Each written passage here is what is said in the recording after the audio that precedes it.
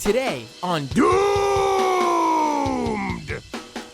A white nationalist in the White House. No, not that one. No, not that one either. Yeah, that's right, that one. That one, right, you got it. On today's episode of Doomed with Matt Binder, Michael Edison Hayden, senior investigative reporter with the Southern Poverty Law Center's Hatewatch, joins the show to discuss the explosive reporting he's done based on Stephen Miller's leaked emails. And before we get to that, folks, to support the show, go to patreon.com/MattBinder, subscribe on YouTube, and wherever you listen to podcasts. And if you're watching live, feel free to drop a super chat in the YouTube stream.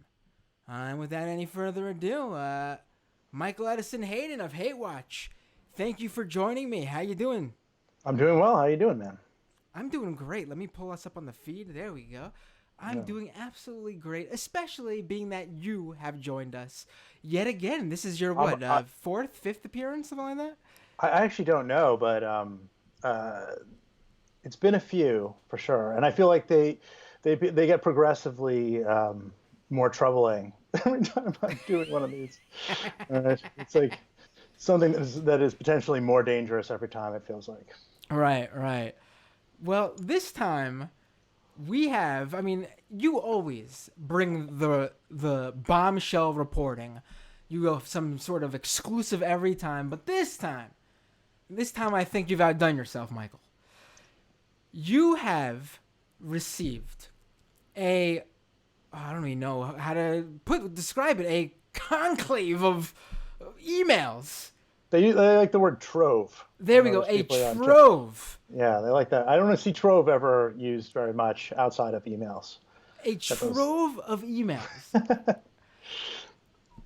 Basically between Stephen Miller, who, I think everyone knows who Stephen Miller is by now, but maybe we should start there.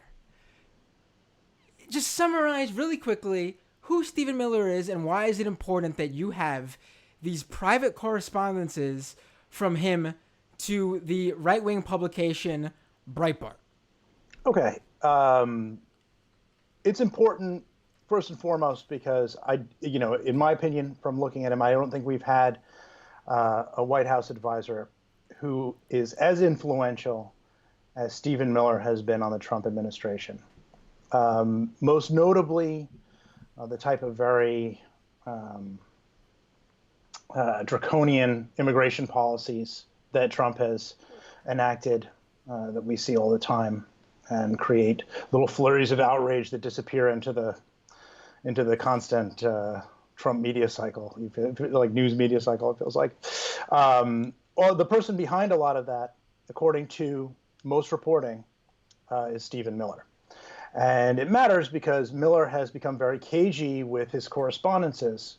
As reported in Daily Beast, as reported in Washington Post, Miller has been sending fewer text messages to people, getting on the phone, more rarely in front of people, just essentially becoming more secretive. And he was not that way in the lead up to the 2016 election. And that's when the emails start. They start in March of 2015, so several months before Trump first announces, and they end in June of 2016, June 27th, I believe, so almost July. And that matters for a couple of reasons. One, it captures the kind of the rise of Trump.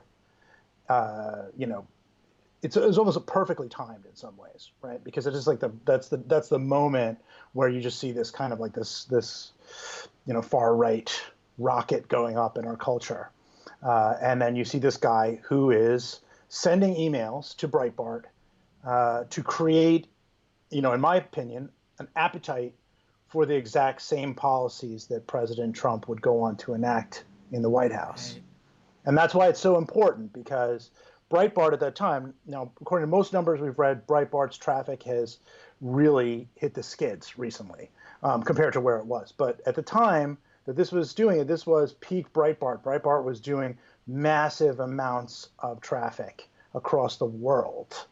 And many of those stories, as it turns out, were being pushed directly from Jeff Sessions' office. Yeah, it's shocking because Miller was an aide to Jeff Sessions at that time, and then Who in at January the time was a sitting U.S. senator, right. So this exactly is, right. And it, the emails also give an indication of kind of the stuff that was preceding this. Like they talk about, one of the emails is about how they used Breitbart to tank Gang of Eight, which was an immigration bill that was backed, bipartisan immigration bill that was derailed. And in the emails, Miller, along with several Breitbart employees, they discuss about how they were able to use sort of Breitbart in order to create enough pressure to keep that bill from passing. So there's a kind of a history that's revealed here of how Breitbart was being used by the anti-immigrant movement. Right. Now, is there a reason why the emails only go up to that point in 2016? Like, do we know if he just stops contacting Breitbart, or the person who provided you with these emails just stopped receiving correspondence from him? Do we know why these emails only go up to that certain point? Well, the reason I think, the one thing we can see, how about this, with certainty, and Katie McHugh is the Breitbart editor who leaked the emails to me. McHugh, definitely the dynamic between him and McHugh changes around the time that, in the emails, around the time that he becomes part of the Trump administration. He becomes a little shorter with her. It's almost like, in my opinion, that he's giving orders more commonly from the Trump administration. Just aggregate this, do this. He's busy. He doesn't have time to like shape the conversation as much as he did when they first meet. Where he doesn't know what he's doing, and he's not a big shot anymore. I mean, a big shot then, and so my feeling about it is that he becomes the stakes get higher, and he gets more concerned. It's like, you'd be, let's say you're, right. blogging. He goes from sitting in the office of an elected official to working on a campaign that might lose. So it gets. I guess he's a bit more tense and on edge. Yeah, like if you were, just as an example, let's say you were like, I don't know, there's some kind of like big job you're up for, and you do like some like sex advice blog or something like that on the right. side or something, right? It's like you're like, well, suddenly I can't do that blog anymore, right? Because now there's more attention on me and there's more whatever, right? So in the case of like doing stuff for Breitbart, the appetite may still be there to get these stories out there, but he's just being more careful about leaving a trace because it can all go back. Now the stakes are really high. He's playing on the biggest stage. Right. So a lot of people who are familiar with Stephen Miller, and I think now that we've explained pretty much who he is, in a summary capacity, I think everyone realizes who we're talking about now because he's been out there since the beginning of Donald Trump's presidency. Everyone should know what he looks like, but a lot of people, I think, well, not a lot of people, but some people might be reading this reporting and saying, "Oh, well, I mean, we know who Stephen Miller is. This is a guy who we had a feeling is a white nationalist." So no surprise there. I disagree with that. I think these emails are extremely important. So to those people, explain to them why these emails are important to actually now have this real, can't say physical, it's email, but this real proof. Yeah, I mean, this is not me being partial to having written the story, but actually I think they're more important than ever. I mean, this is an opportunity now where we have a chance to show people, for real, that the Trump. I mean, this is there have been all kinds of suspicions about Trump's immigration policies, where they come from, what he's listening to, what he's not listening to, who he's speaking with, whatever. Now we know that the guy who is credited with writing a lot of these immigration policies reads publications, white nationalist publications, that traffic in race science, where they inherently believe, where the belief system on the page of American Renaissance is one in which whites are intellectually superior to people of Latin origin, black people, and so forth. So now we have proof. And you don't have to be like, oh, we know this guy's a racist or whatever. That's a huge different thing from him being enmeshed in the culture of organized racism, right? And the reason why that becomes, like I say, it's more important now than ever, is we have to make the case that this has to stop, and not just by the election.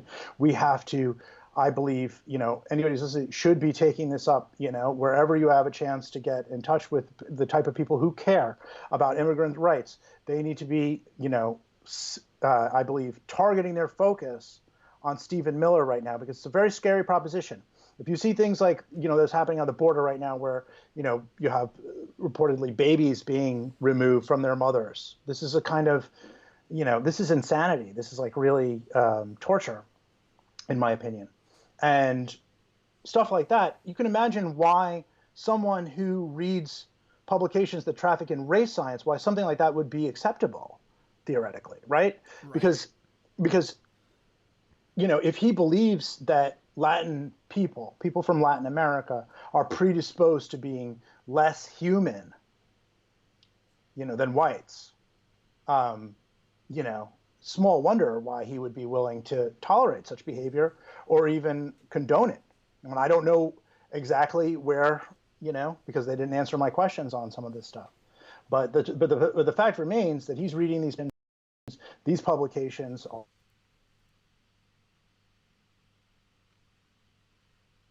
Oh, you broke up for a second. Oh, you broke up there.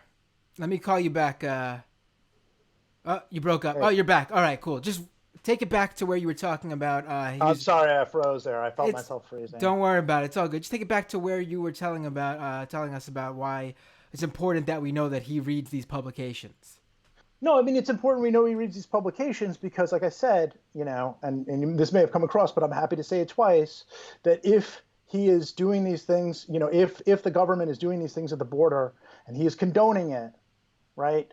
And he is reading publications in which, that traffic in the idea that Latin people are inferior to whites, then that would help explain why he doesn't care about things that are tantamount to torture. Right. Now, again, Miller did not answer my questions about this stuff. Maybe he says, well, this is a problem we're trying to fix, and I was not responsible for that. And I didn't know American Renaissance was a white nationalist publication. I mean,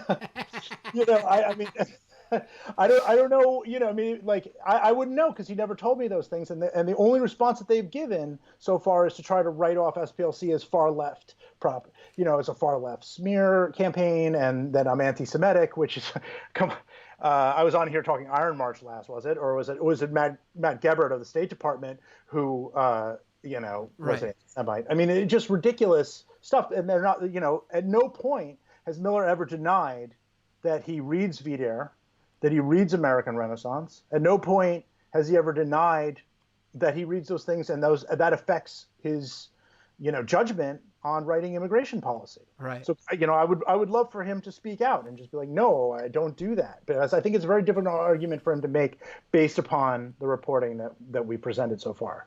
I'm now imagining this virulently super anti-immigrant publication that's also super anti-white nationalist, which would be. Look, I can say with comfort, with 100% comfort, Vider is a white nationalist website. Absolutely. No, absolutely. I just, American Renaissance is a white nationalist website. Camp of the Saints is a novel that is obscure and popular. Its popularity is driven by white nationalists and neo-Nazis. I want to go into that because I think most people are unfamiliar with that. But first, before we do that, there's one more thing I wanted to bring up, but I don't want to forget about it. Sure. So yeah, I think most people who listen to or watch this show know, think this is important because they listen to the show because they want to follow this stuff. I just want it would have killed me if even one person who listened to the show for the first time was like, we know he's a white supremacist. No, I had to shut that down in case anyone thought that. No, it's good. We should answer all the dumb questions. So going back to the Breitbart thing really quick before we jump into what's the content of these emails. Now, we know that Breitbart had supplied Trump, went ahead and supplied Trump. Well, maybe not that phrasing isn't perfect, but Bannon left his role as editor in chief of Breitbart to go work for the Trump campaign. Now, Yeah. Miller joins the Trump campaign well before Bannon joins the Trump campaign, correct? I believe so. Yes. Right. Yes. Once So are these people? Do we have any idea if these people are pushing to have others within Breitbart or in that orbit hired? I mean, I'm sure they did, but do we have any proof of that in terms of any of these emails? some of that I can't answer right now. Okay. But let's put it this way: the anti-immigrant kind of ecosystem around Breitbart, the people who read it. Breitbart was like making it for a lot of these smaller anti-immigrant. They're trying to get their ideas into Breitbart, right? That's a place with a huge megaphone, and the people who are around that anti-immigrant network, surrounding that, big and small, I think played a very big role in shaping Trump's administration, and because largely because of, I mean, it started. I mean, really, when Miller went through, to the Trump campaign in January 2016. You can read Washington Post coverage at that time. It's very interesting to read. And, they don't really know much about him, and nobody really suggests that he might be a controversial choice. Right. And he was. He certainly was. In my opinion, Miller is far more extreme in these emails than Bannon. Wow. Oh yeah, significantly. Interesting. Now, do you think he seems to be the driver? He seems to be the driver of a lot of conversations that are more extreme that Bannon gets looped into. Do you think he's? Do you think he's? I mean, this is basically saying they're both pretty bad, but I mean, do you think he's in general more extreme than Bannon, or do you think Bannon is just better at shaping the conversation in a way that is more, I guess, aware of how it looks in terms of how it's presented to, I guess, if it was presented in public or to the press? Yeah. So, from reading these emails a bunch of times, which I've just read them, over and now when I see them, I almost know which the next one is. I've seen them so many times. What I can say is that Bannon is a businessman who has political beliefs and, has far right political beliefs and hate. Miller, is in the business of hate and political and politics. Right. He is a true believer in these emails. I mean, he is a kind of guy who, when confronted with information about immigrants that, dispels his prejudices, essentially, what he does is he will take that and be like, this is lies, lies, and more lies, right? He'll use such really strong language.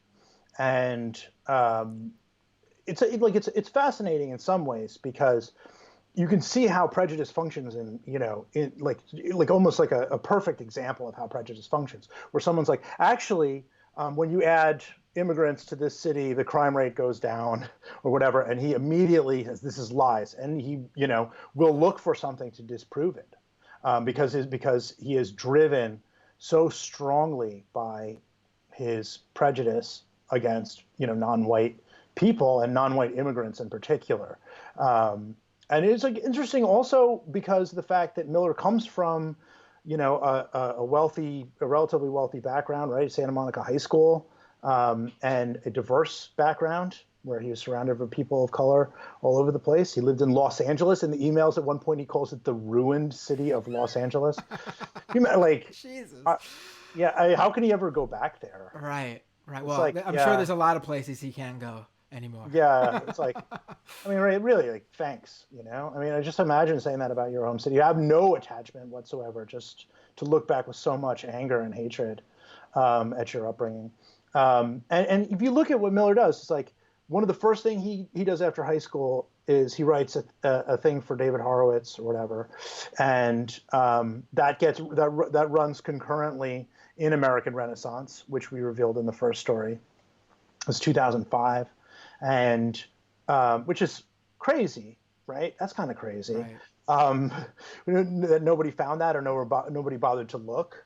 That this guy who was advising like the Republican nominee at the time was, had a byline in American Renaissance. It doesn't matter whether they, how they picked it up, but his story ran in it.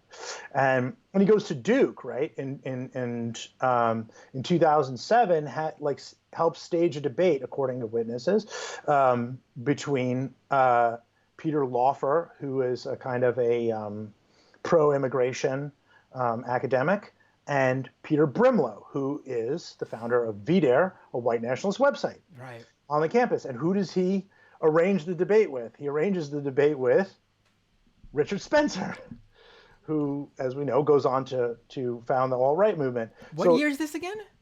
It's like 2007. It's in the last. So this is the last section of the first story. Yeah, it's in the last section of the first story. So he does that, and then the next steps are he goes. I believe he's a press person for Michelle Bachmann, not necessarily known for her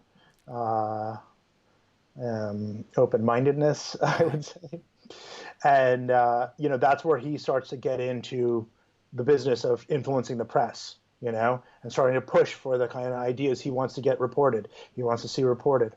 And then he goes to work for Jeff Sessions. And now he's working where he really wants to work, which is immigration, because he sees a guy here who's got a record as being on the extreme end of the spectrum of elected officials on immigration, and he goes to work for him, and he is pushing Sessions' ideas through these conservative publications, and the ideas come from, again, websites that traffic in debunked race science and eugenics, dehumanizing stuff, white supremacist websites, etc. He's a true believer, whereas Bannon, I think Bannon, has prejudice. There's no question about that. It's not like that's not the question of whether Bannon, you can argue is like because of his media power was such a dangerous figure in normalizing, the type of stuff we saw in Charlottesville. I mean, he's hugely in normalizing it.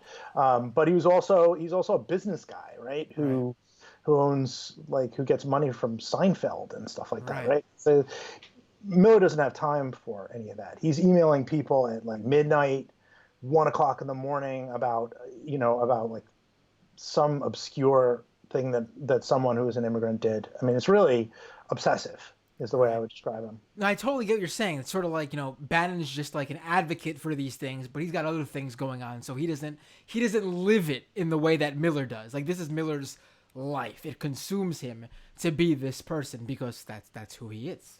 Yeah, I got high up in the first story, and it took me a long time in order to get that data together. But over 80% of the emails, 940 emails, deal with race and immigration as a subject. Jeez. And I think I was relatively generous. I think I was relatively generous. Sorry, the cat is being let out. It's all good. It's all good. The cat was scratching and my wife let him out. I didn't even know he was in here, honestly. Normally I'm in the kitchen with that Spider-Man poster in the background. Right. But I'm here. Don't worry. I've had my cat literally start climbing on top of me while I'm doing this, so it's all good. Yes. Don't worry about it. So where was I? I mean, he's all hours. Full tilt. He's not a guy who will compromise these beliefs. This is all that he's about. And those 80, like I said, 80% or whatever I believe was relatively generous.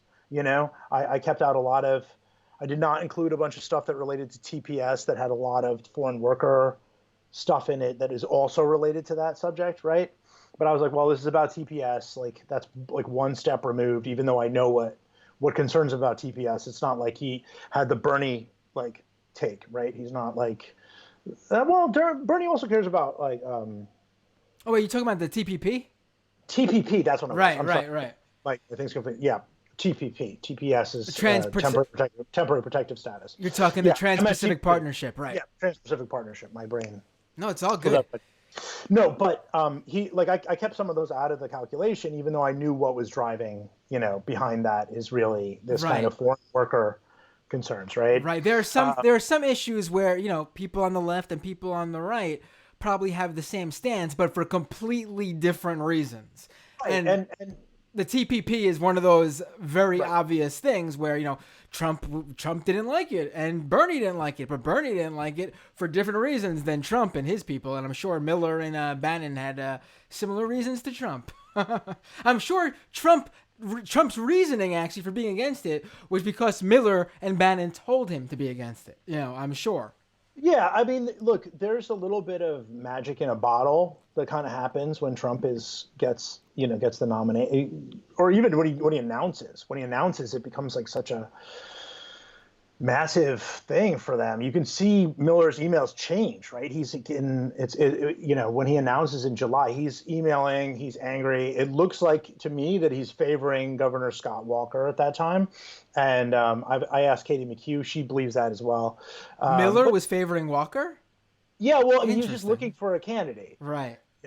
And, there's a couple of times where I think he says something along the lines of only Walker is, whatever. But he's not like amped up. And then Trump announces, and it goes into overdrive. And actually, July, which is right after Trump announces, explosions of emails. He suddenly sees he has a horse in the race, and this is his chance, to make a difference. And it just explodes with emails, and he's just all over the place trying to savage Marco Rubio and anybody else that's potentially in Trump's way. Right. And Sessions was the first person to endorse Trump in terms of a sitting congressperson. So, yeah.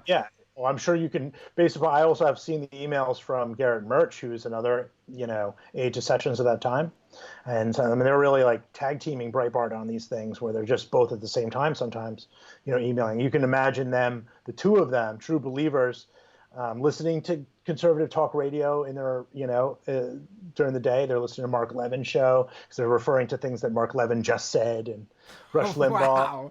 Yeah, it's actually a trip, man. It's like, remember we talked about Iron March when we did it, where I was like, you feel like you're crawling through this space, that is like frozen in time. This is what the email, like going through the emails is like. It's like you're like in somebody's office and it's 2015, 20. And the more you read them, the more everything else becomes apparent, which is like, something Levin says, and I'm like, Levin, what are they? And then, a few times later, you're like, okay, that was on the Mark Levin show that day.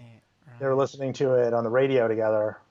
That's something else to be that, that connected to talk radio, to just literally have it like speak for you as you're typing things down in an email. It's incredible. He likes Levin and he likes Limbaugh for the most part, seems like. Right. Yeah, it makes it makes sense, but I actually wonder if he thinks they're not far enough even for him, you know what I mean? Look, he got what, it's interesting actually. For me, the most extreme content in these emails actually is just Miller. It's not the things he shares. It's his obsessions for me. Right. And that's why I think people can get caught up on, okay, he shared a naughty link, according to the SPLC. He shared a white nationalist. Forget those terms. Don't worry about, white nationalist website, whether something is white nationalist or not. Don't worry about those terms. The only thing you need to know is about these emails is like he keeps bringing up Calvin Coolidge as like an influence, right? And like this to me is the most important takeaway for people. It's like, what's your opinion about Calvin Coolidge? Does anybody have one? Have you ever had I've never had an opinion. He's not one of those presidents I usually think of when I think of like the presidents that matter. You know what I mean? Like the famous. That's right. Like I don't know. I'm like, oh yeah, that guy. I would, it's not somebody I would think about, right? What's interesting? What's interesting though that you bring up Calvin Coolidge. Literally, and obviously this isn't one of the presidents whose name would come up. Literally right before we jumped on the line, I was watching the short little like Christmas tree lighting clip that the White House put up of Trump speaking. And the first line in the speech is him talking about Calvin Coolidge. Is that right? Yeah, he brings up how I think like Calvin Coolidge, like from the first time that the Christmas tree was lit, when Calvin Coolidge lit the Christmas tree or something like Well, that. maybe if it's Coolidge lit the first tree, I Still, guess. still, still a little bit crazy that you bring him up in terms of like, because you don't have to I'm, bring up I'm, Calvin Coolidge at the I'm Christmas sure tree Miller lighting. is trying to normalize the Coolidge thing right now. Right, Well, exactly. That's what I'm trying to say here. I wonder if so that's something to do with it. so the takeaway for people is you should understand when I keep thinking about race science, eugenics, right? He brings up Coolidge a bunch of times where it's like, and in the most like insufferable way, in my opinion, like it would be like, he'll share a link that says this is the start of Immigrant Heritage Month, and he'd be like, someone should tell them about the heritage of Calvin Coolidge. It's actually quite embarrassing in some ways, just what a ridiculous email. But Calvin Coolidge, what did he do? He accomplished very little. He's considered a very inconsequential president, but yet he is beloved by white nationalists. They love him. Why is that? The reason why they love him, okay, is because he signed the Immigration Act of 1924. And the Immigration Act of 1924, which was based on race science and eugenics, it was based on that. I know it's an American document, so we have a little hard time with this.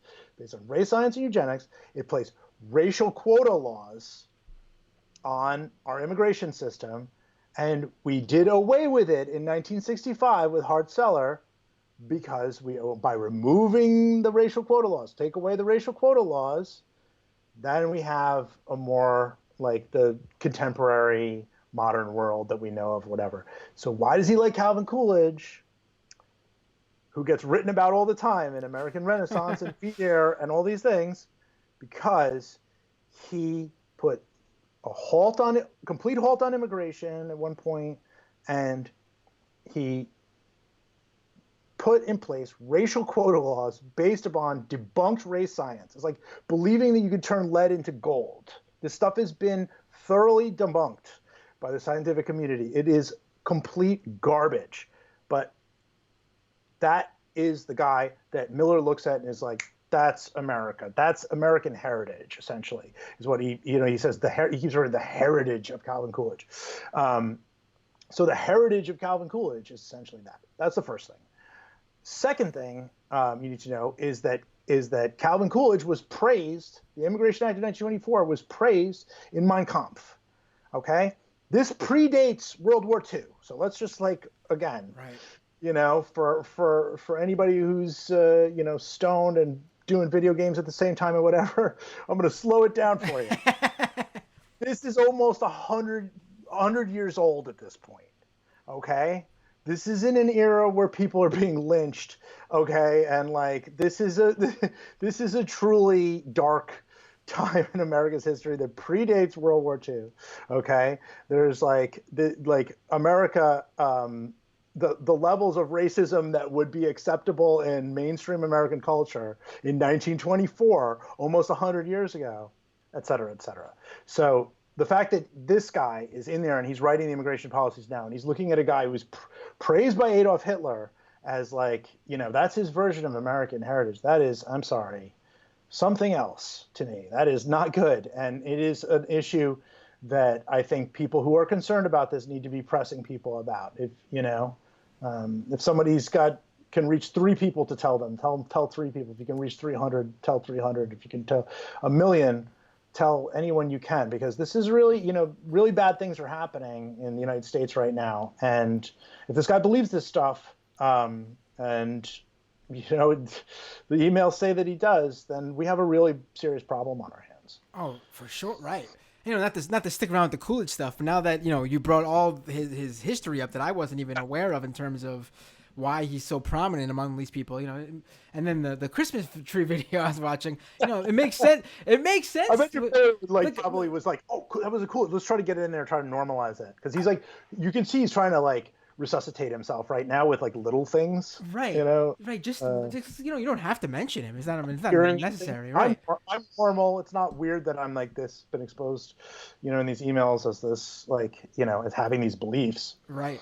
So let's jump into these emails. I want to point out to everyone that so far you've written 4 separate reports on this, correct?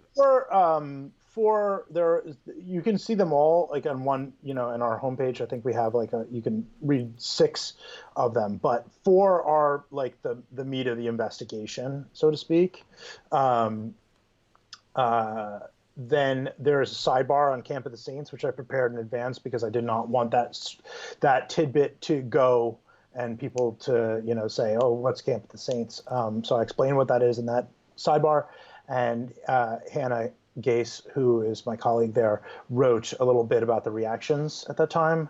And so those are the 6 stories that are so far. And there's more coming down the pipeline, right? We got even more.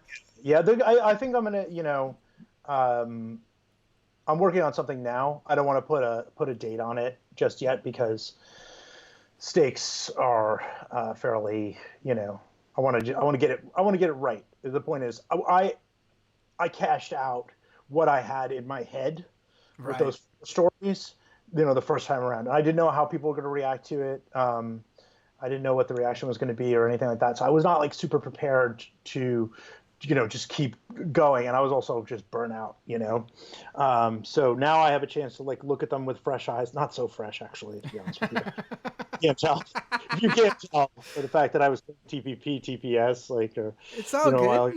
Listen, I can only imagine going through 900 plus emails from Stephen Miller. I mean, going through 900 emails enough just from a variety of people is a task. To listen to read 900 emails from that guy, I could only. Well, it's not just read them. I mean, I read them back to front. I was working until like 2 a.m. every night, and then I was working on the weekends, like all Saturday and all Sunday, which is why my body just like broke down at the end of this. I had my back went out twice. I was like, just because I went full tilt on this for so long. But it's because it's like when I saw them, I was like, I understood there's like a real responsibility to tell people about this. And, I feel that obviously, like, we all get into our work for different things, but I feel that responsibility every time I come across, material that is dangerous. Particularly things that are, promote fascism in ways that are, potentially dangerous to the public and whatever else. But this was obviously at a different level because the amount of power he has. He has a lot of power, this man. And, what he believes is newsworthy. It really is. So I want everyone to really read. Go to. There's links on the Patreon and links in the YouTube description to your work. I want everyone to go read these emails. Read the reports that Michael literally broke his body for. And stay tuned for the future ones. But let's jump in now to just a few standouts in these emails. Yeah, let's do it. And the one I want to get to right away, right off the bat, is this book you've been constantly bringing up that even I was sort of unfamiliar with, and it's called Camp of the Saints. Yes. What is Camp of the Saints? Excuse me. What is Camp of the Saints, and why is Stephen Miller so obsessed with it? It's the most racist book I think I've ever read. Wow. How about that for a start? Wow. I was like, I mean, you can argue that, like, obviously the Turner Diaries is apocalyptic. It's a very famous white supremacist novel that inspired Timothy McVeigh, things like that. Yeah, I mean, it's not necessarily the most far-right extreme book, but it is the most racist book I have ever read in my life. Essentially, it's just like it's France, and there's like this kind of group of refugees that come from India, and the leader of the group is associated with eating feces, literally, and he smells like shit, and all these other grotesque racist stereotypes.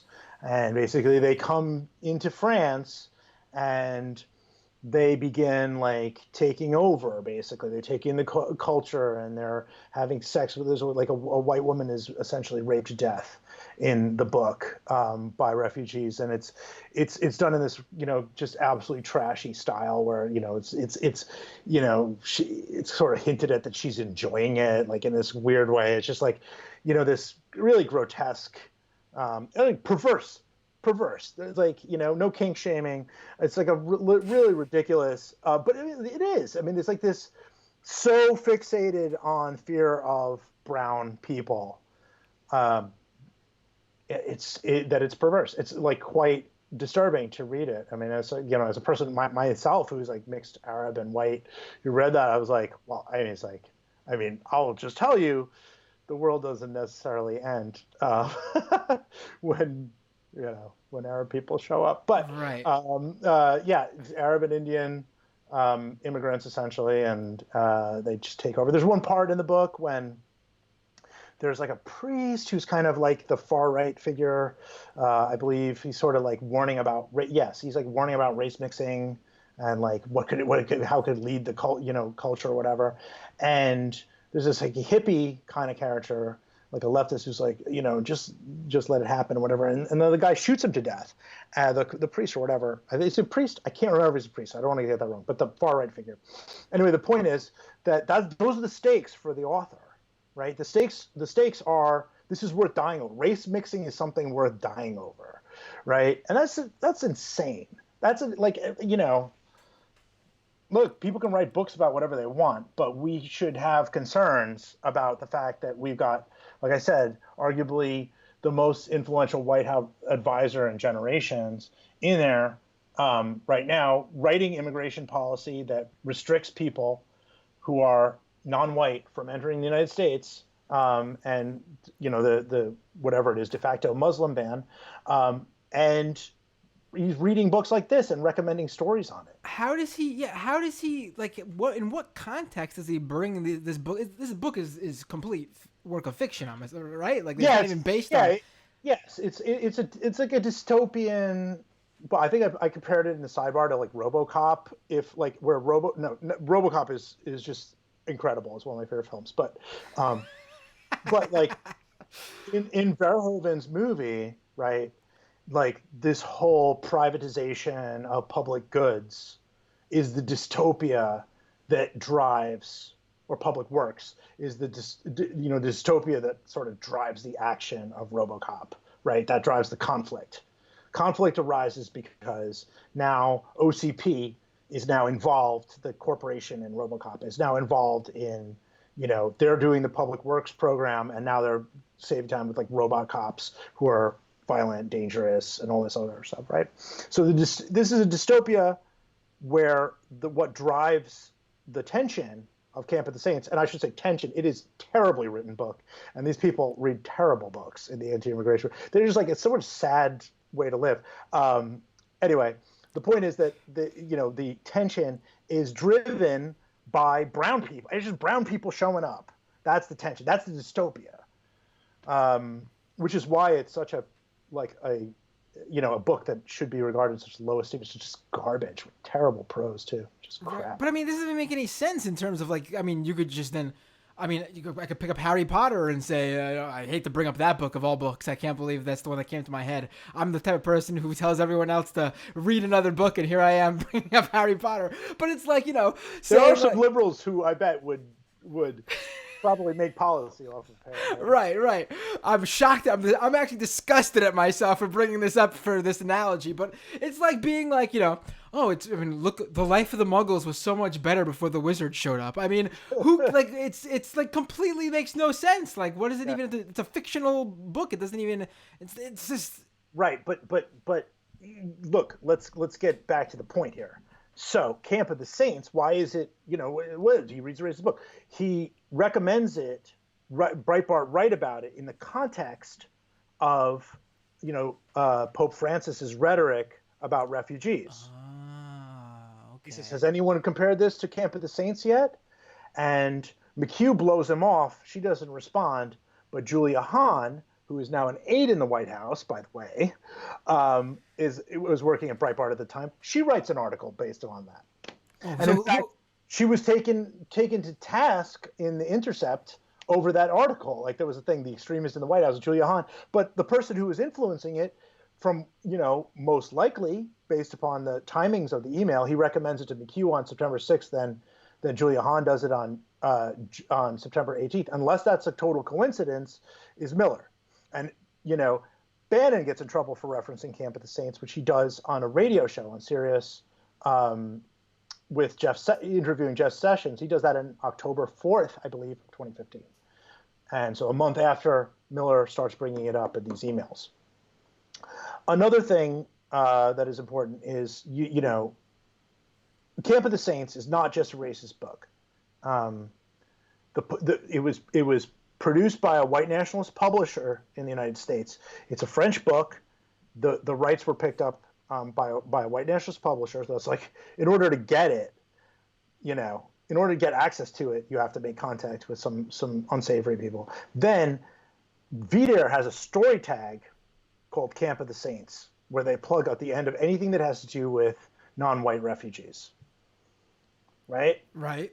Now, you can understand how difficult it is to get in the hands of somebody who doesn't read white nationalist literature. Right. So who else is reading Camp of the Saints? Right. It's funny that when you mention that email just brings it up as if like, oh, everybody, it's like To Kill a Mockingbird or Catcher in the Rye, when this email where he goes, oh, has anyone compared this to Camp of the Saints, as if like, oh yeah, I knew it reminded me of something, right? I mean, but it just shows. I mean, to me, it just shows you there's so many layers of it. Let's say somebody who, someone else recommended to him and he never saw the VDARE stuff, right? Let's say he never saw that, and let's say he did not even know that the publisher was a white nationalist publisher. Let's say he didn't know any of that, someone just gave it to him. The book itself is what is most damning, Right. Imagine reading that. I mean, it is disgusting. Imagine getting far. I've read it, but like I have to do it for work, right? So, you mentioned that like the main character of the Indian immigrants is like eats literal feces, but yes. I don't think you mentioned that the book literally calls him turd eater. I mean, I don't think you get more explicit than that. Sure, yeah.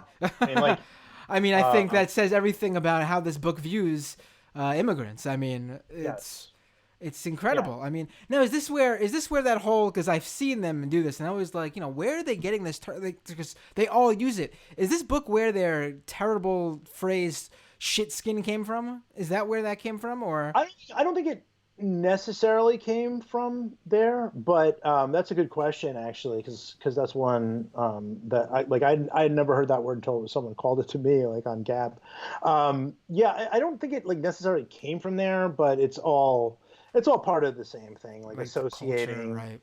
Yeah, it's the same kind of race purity, paranoia, so forth. I mean, it's very funny to me also that like, by the way, that white nationalists are so obsessed with this, because like many of the people, this is a digression, but many of the people who are like rising to prominence among them are people who you're like really close to immigrants or have immigrants in their family and have kind of denied it, or like have either that or they've internalized a lot of hate.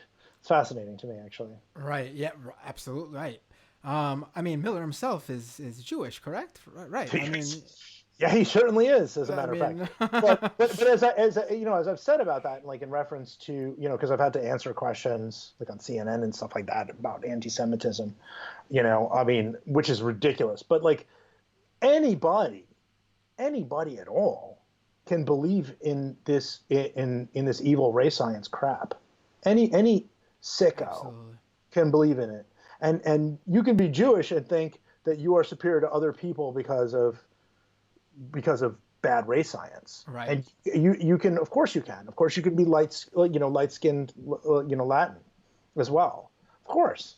Yeah, I could say like, oh, I'm Arab and white. I'm, like, whatever. I mean, the fact that he's Jewish does not matter. Absolutely. And whether you label him a white nationalist or not does not matter. What matters is Immigration Act of 1924. Racial quota laws. That's what this guy likes. American Renaissance. He gets on the phone and tells her to aggregate for American Renaissance. Jared Taylor. He's a guy who traffics in race science. He's a guy who believes that whites are superior, intellectually superior to black people. Full stop. Okay. Well, Jared Taylor is one of like the most prominent like of the old school white nationalists in this country. I mean, he's like, yeah, he's like one of their. I mean, it's impossible that you would do anything involving him and claim ignorance to this content being white nationalist. And in my opinion, also Stephen Miller knows it's bad. Okay, he knows it's bad too, because what does he do? He tells McHugh, can you get on the phone? He takes other people off the thread and is like, here's some race crime statistics. Can you get on the phone real quick? And then like they have a talk about that. I mean, yeah, of course you would know. And then again, VDARE, what is the basic, what is the basic crux of VDARE? Where does the name come from? Virginia Dare is the first English child born in the New World, right? And Brimlow himself, according to our extremist file on him, even I think discussed having a chapter at the end of his book that he was talked out of or whatever, in which there would be a dystopian version of the Virginia Dare story. It would be like the last white child on Earth, like fighting against what I guess you would describe as white genocide. Yeah, this is serious stuff. And like, tangent? Can we do a tangent? Absolutely. I think it's a good tangent. One thing that's very interesting about these things. 2014, 2015 Republican Party. Bobby Jindal, right? Right. Marco Rubio is Cuban American. Right. Cruz. But also Nikki Haley. They were trying to adapt to a future of changing demographics, right? And what happens in these emails in real time is you see this people who don't want to go along with the plan. They're like, no, what I want to do is double down. And it's actually, if you think about it, there's a reason why the Republicans would want to push candidates like Marco Rubio, in fact. And the reason why he was Cuban American, whatever, is because the future, everyone's going to be a minority in the future. Those are the demographics or whatever. The idea of changing it would require changing that course is going to require, untold amounts of suffering for people all over this country, right? Right. And it doesn't make sense. And then why would you quadruple down on, this white populism thing or whatever? It doesn't make sense for your long-term play. But you had this cookie here, right? There's this cookie right there to take it if you want it, and that is to stir up this party that is majority white by a large population, right? Stir them up and get the base in a particular order and for short-term rewards. And some people like Miller were very keen to do that. Now, I don't know how could you imagine them trying to shift to a person of color, as a party leader, or a person like Marco Rubio, who's descended from immigrants, in Cuba. Can you imagine that? Right. Now they have gone really, really far in this. Now we've touched upon the books that he and the outlets that he talks about in the emails, the publications, the white supremacist websites, what he was pushing, mostly anti-immigrant sentiments, white nationalism, how he tried to shape the conversation. Is there anything else you think is a big takeaway in terms of a topic or a policy that he tried to push in these emails that we haven't already touched upon? I mentioned in almost all the interviews just because, it's so spot on, but where he uses VDARE, for instance, he uses it in the context of providing McHugh with information about temporary protected status for refugees, right? Right. And sure enough, what has Trump done? He's restricted that from countries, right? Right. So you can just see how explicitly in that example, how white nationalist thinking has potentially shaped his ideas on policy. Right. Where does he there's one reference to something that would, seems very close to what would become the Muslim ban, right, as colloquially called, right? What where did he get it from? He got it. It was syndicated, but it came from InfoWars, which we saw today. I mean, if he was reading InfoWars, did you see that InfoWars article? The article about InfoWars. I did, from that guy who used to work there and was so disgusted with himself he had to come out and speak out about what was going on at InfoWars. Very fascinating, I thought. Yes, very fascinating, and a good contribution. I mean, like the way this. Uh-oh. All right, this happens every now and then with Michael. It's probably some sort of deep state. No, not the deep state, because that would be anti that. I was just telling people how, probably the Trump administration's messing again, with. Sorry. Yeah, Stephen Miller's probably using the Department of whatever to mess with our internet connection. I'm sure. He's so my bedroom is like worse reception, I think. But, it's all good. Something I can do. So what was the InfoWars thing you were leading off with before you broke up?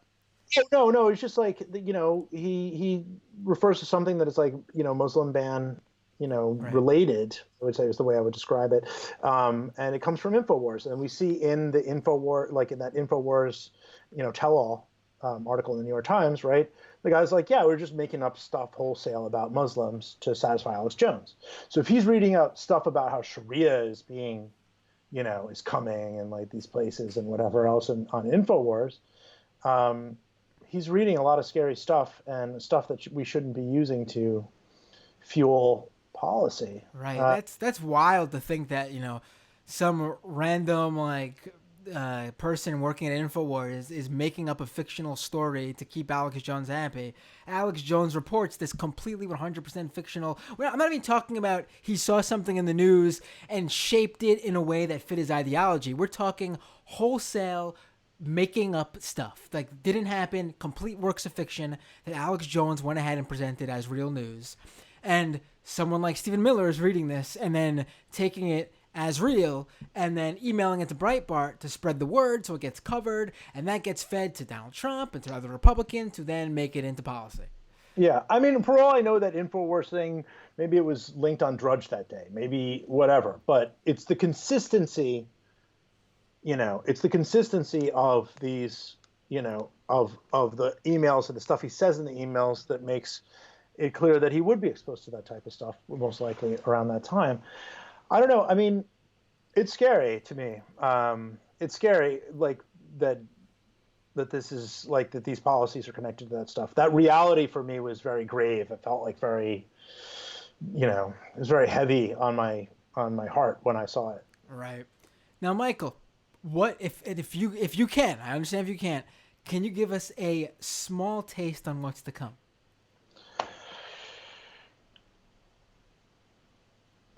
I'm sorry. Okay, I'm going to try not to give it away because I would just say that there are policies that are, that are in the news that are being talked about now that I think we can provide some more information about, how he might be feeling about those things. Interesting. In the back of his head, and the tons of problematic emails that I have not even put out yet. I will say that the stuff that was most easily, the easiest to demonstrate, in the traditional SPLC sense, this is hate, whatever. I use those early, things that people know, like VDR, American Renaissance Camp of the Saints, things you can see the history of hate, and also Center for Immigration Studies. That's a big one, man. Which we didn't even talk about. That is crazy. That was the second one. He sends 46 emails related to Center for Immigration Studies material over just a 10-month span to Katie McHugh to shape her reporting. And there are times in which people from Sessions' office are actually on email threads, with Katie as she's reaching out for comment for Center for Immigration Studies. They look very connected. They appear very connected in these emails. And Center for Immigration Studies has been invited into policymaking, just according to their own members, by the White House. Who would be doing that? You would guess Miller. But why is that important? Well, Center for Immigration Studies publishes authors who, again, they've got a veneer of niceness or whatever, but it's a lot of conservation, type rhetoric. But they've got, again, authors who traffic in eugenics, The focus disproportionately of their writing is about keeping non-white people from entering the country again. So whatever. And the head of Center for Immigration Studies, Mark Krikorian, way after the El Paso shooting, Cruzius, his manifesto, he referred to he called it like remarkably well written for a 21-year-old loner, I believe. Is what he wrote, what he said to the Washington Post at that time. I mean, so really, like, yeah, and it's like that Center for Immigration Studies to me is the amount of space that they play. It's interesting that it didn't pick up more, the second one, with mainstream media, and I think it's because a lot of liberal publications have used Center for Immigration Studies as their this or that, like, both sides in the Trump era. Right. I mean, I feel like that happens a lot in terms of But they use like some they use some what like happens when the Overton window is shifting in like a dramatic way. You're suddenly listening to a place that employs Jason Richwine, I'm sorry, Richwine, who wrote about like the Hispanic IQ.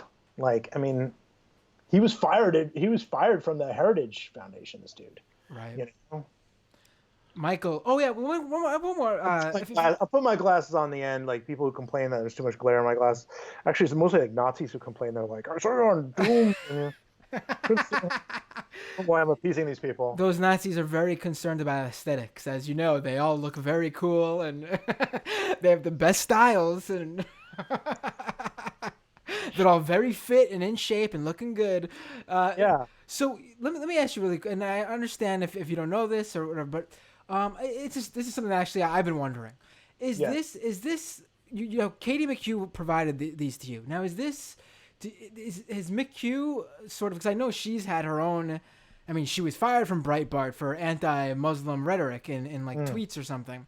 Now is this a case of like someone like, for example, how Milo went after Spencer, and it's more like an inter right wing battle where they just have a personal difference, or has McHugh sort of left this behind and is trying to do this to sort of, I guess, a weight off her shoulders and to, try to fix some of the things that I feel like maybe she feels like she contributed to?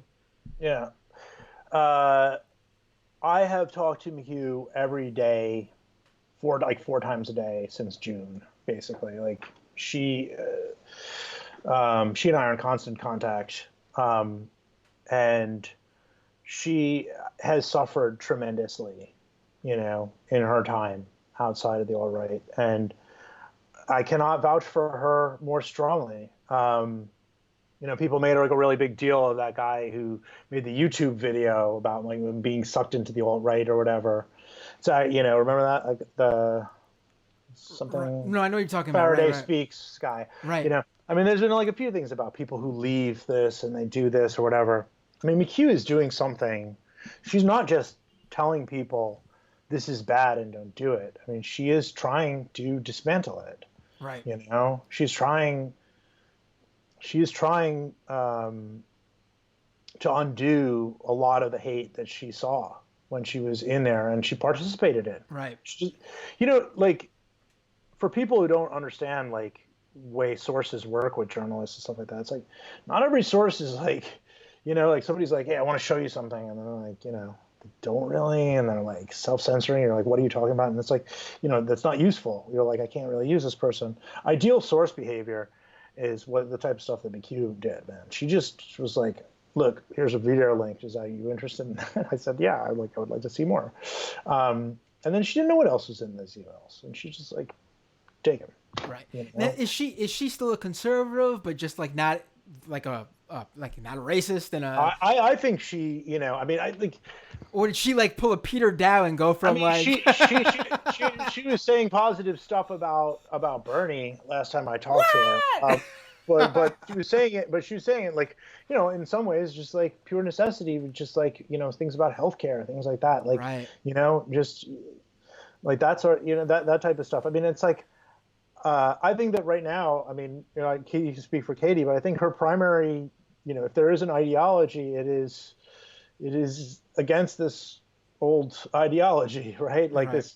this anti-immigrant stuff. I mean, she feels a lot of grief, Right. and she gets very emotional, when you talk to her. And when I say very emotional, I'm pretty good at determining fake stuff at this point after been reporting for so long, and also like a lot of exposure to someone. I mean, she gets like really, it's really tough sometimes. She will cry, I when she thinks about the stuff that happens, because she remembers she was 23 years old when she started at right. Breitbart. Right. I mean, Uh, uh, uh, connection slowed again. yeah, that's all right. You We're good? good. Yeah, I was gonna say, like on this show, many we've gotten into full conversations. When I go to the after the interview section and read questions and comments from the YouTube stream, and I've talked over and over again about how there's there if someone wants to come out of this, then like that's the whole point of like talking about this stuff. Like the Yeah, best way to stop white national and white supremacy is to literally turn these non-true believers, the non-Stephen Millers. Like Stephen Miller is a lot. Like no one's trying to change Stephen Miller. This guy he's bad news. Like that's who he is. But there are people who were young and fooled into this. Like they were fooled and tricked and brought into this stuff. Taught that these are the scapegoats to all your problems. And if we can reach out to those people, like it doesn't absolve them from everything, and you don't have to feel pity for them or anything like that. But if they want to get out, and on top of that, there's no better way, I think, to literally like say like I want to help in fighting this stuff than to do what she is doing, and that is with these emails. Like that is exactly like you just said about being her being like the perfect sort of source for this. I would even go further and say she's the perfect like example of someone leaving this stuff behind. If what you yeah. tell me is all accurate, for sure. She's going to be paying for this personally for a lot of her adult life, and she's not looking for like an instant redemption. But I think she has gone further to redeeming her public image with this than any person of this entire era, quite frankly. And this is a heroic act for me, because like I said, once you know that there is hate, circulating, like in the reading materials and in discussions of people in the Trump administration who are writing immigration policies. Once you know that, you can't unknow it, and there's no more speculation. That's it. Now you know. That's Right. it. Right. This guy. It's not this guy. Those white nationalist websites that are bad, and like we're trying to keep. Oh, they bled over into his followers, and this one's a problem, and that and this and whatever, and this one said 1488 or whatever. Whatever cliche, fish stings from the head down or whatever. The calls are coming from inside the house. Whatever you want to say, whatever cliche. The point is, we know now. Right. We know that's where it comes. That's where it came from. It came Right. from. It came from an era in which, people who believed in these hateful things were given massive megaphones through our president. Right. Right. Michael Edison Hayden of Hatewatch. Thank you so much for joining us. Always a pleasure to have you on this show. It's awesome, man. And funny enough, by the way, some people in the YouTube comments are saying how they can see through the reflection in your glasses my green screen, because on YouTube they don't see the green screen. So this is why I shouldn't. Yeah, I'm sorry, dude. No, you're giving I them. literally can't. I cannot see. Like if I can't see. I cannot see. If my eyes are like wandering, I'm actually blind. Glasses. I'm blind with my glasses on. It's just like different degrees of glasses. So you're showing people the behind the scenes of Stephen Miller, and you're showing people the behind the scenes of Matt Binder. So it's a twofer on this episode. People in the YouTube chat, did the Islanders win? Did they hold on? I had to turn it off. Is that now? Oh, I don't even know. I'll let you go so you can find out. All right, Michael, where can people find you online? I want to make sure they all follow you and find your work. At Michael, Michael E. Hayden, Hayden, at Michael E. Hayden. And I'm there, and my DMs are open. I'm happy to hear tips. And if you're leaving the movement and you want to talk to somebody, I give a lot of time to my sources, and I try to do things in a way that I feel makes them satisfied with the final product. You know, I mean, if you're coming just to be famous, then you know, go somewhere else. But if you're coming to tell the truth, There you go. to come to me, baby. All right. Take care, Michael. Always a pleasure. All right. Bye bye. All right, everybody. Doo-doop. What a show. I always love when Michael comes on. He always has the scoops that I mean, there's probably no other guest that envelops what this show is all about in terms of covering the right and getting really deep into it and letting you guys know of things that I mean, you've seen these Stephen Miller email stories by now, but I think we've really gone deep into this, and Michael's reporting does as well in terms of just, you know, what these sources, these publications, these books that Stephen Miller is citing as inspiration, where do they, you know, what they are and their background and who's running them and where they come from and why they're so dangerous. And yeah, look at the time. We got to go to the second half for patrons. So let's thank those patrons right now. You can support the show by going to patreon.com/mattbinder.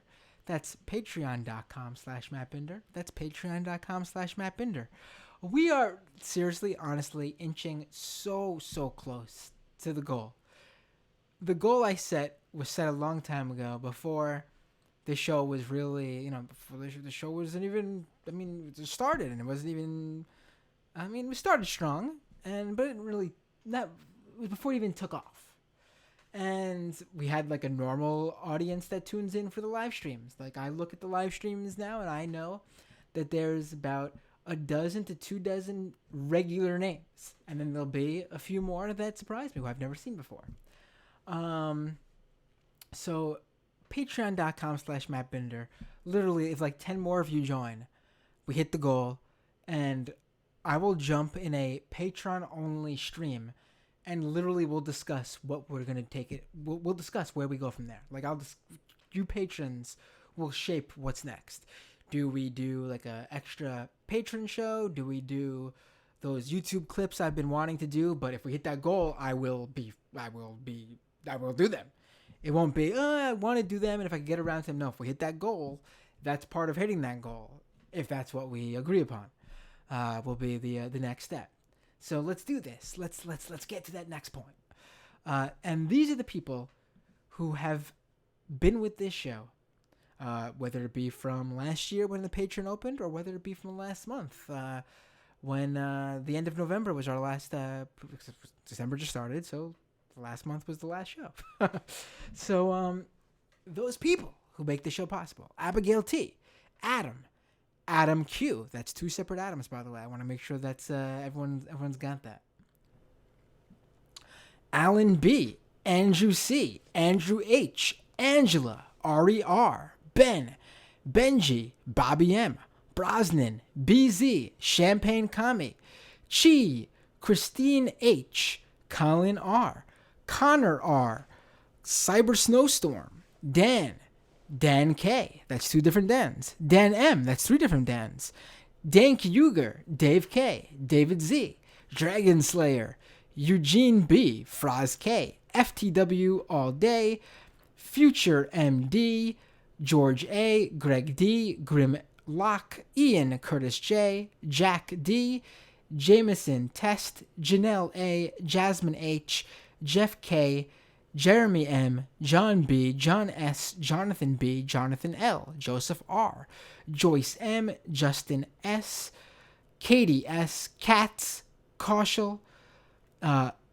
Laputin Machine, Lisa D, Lisa H, Mark S, Matt Z, Max W, User Me, Melissa M. I specifically say user me because I don't want to say just me and people think that I donate to my own Patreon. The person's name is me.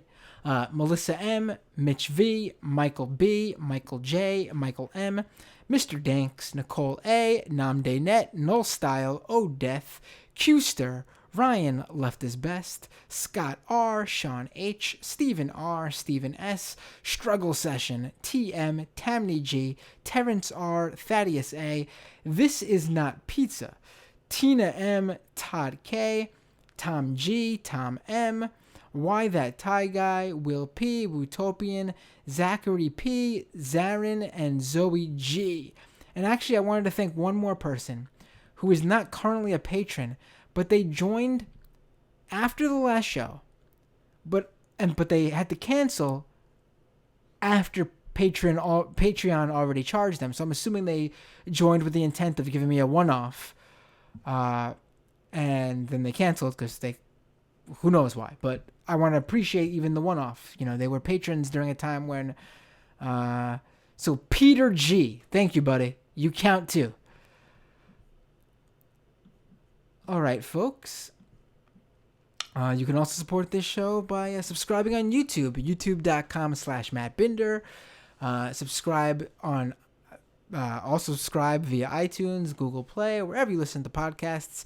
I really have to get on top of getting this on Spotify and other places. I don't think it is on there yet.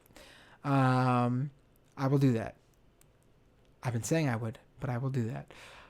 Also, if you're listening right now, if you're watching the live stream, I should say, you can give a one-off via Super Chat, and I will read your Super Chat immediately. You go right to the top, and if I have to cut the comment short, your Super Chat is a guaranteed read. Or if you want to give a one-off and you're not listening to the live stream, you can do what Peter did and join Patron and then cancel after they charge you the first time. Totally get if you have to do that. I just appreciate you even giving anything to begin with. Obviously, my subscribers are ideal, but anything literally is great. All right, I think. This is actually the most important in terms of you don't have the financials, or you do have the financials, and you're an active patron. This is really what helps the show a ton. That's not of monetary trading monetarily. Tell people about the show. Tell other shows and personalities and YouTubers and podcasters about this show. And tell them you want to have me on as a guest. If you want to have me on as a guest, obviously. If you think I'd be good on that show. I'm not going to tell you have to tell these people to have me on. But I will tell you this. Michael Brooks is doing a live show in February in New York City. And he's still booking the lineup. And I think he should book me. Don't you guys think so? I think you should all let him know he should book me. Long-time listeners of this show and of the Majority Report with Sam Cedar will know my long-standing friendly rivalry with Michael Brooks. He's the Venom to my Spider-Man, the Sabretooth to my Wolverine. Whatever other nerdy comparison you could think of. All right, folks. Patrons, I will talk to you in a minute. Everyone else, see you all next time on Doomed.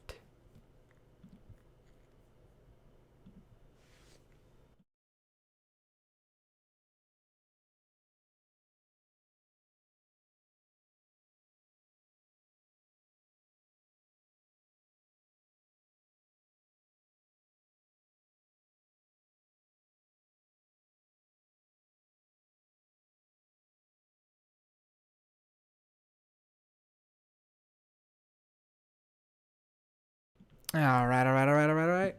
I'm back. Zoe's telling me to check the Discord. And I'm checking the Discord, and I see a photo of Stephen Miller posted by Zoe. Oh, by the way, if you're a Patron, and you're not in the Discord, let me know. For some reason, the automatic subscription that goes with your Patreon when you subscribe to the Patreon, you should automatically get a Discord invite. For some reason, that's been broken. And I'm looking at the members of the Patreon, and I'm looking at the members of the Discord, and it's not matching up. I want you guys in the Discord.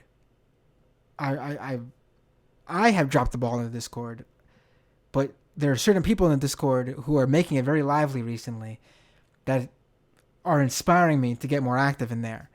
And I want more of you in there because I think we could do something cool with it.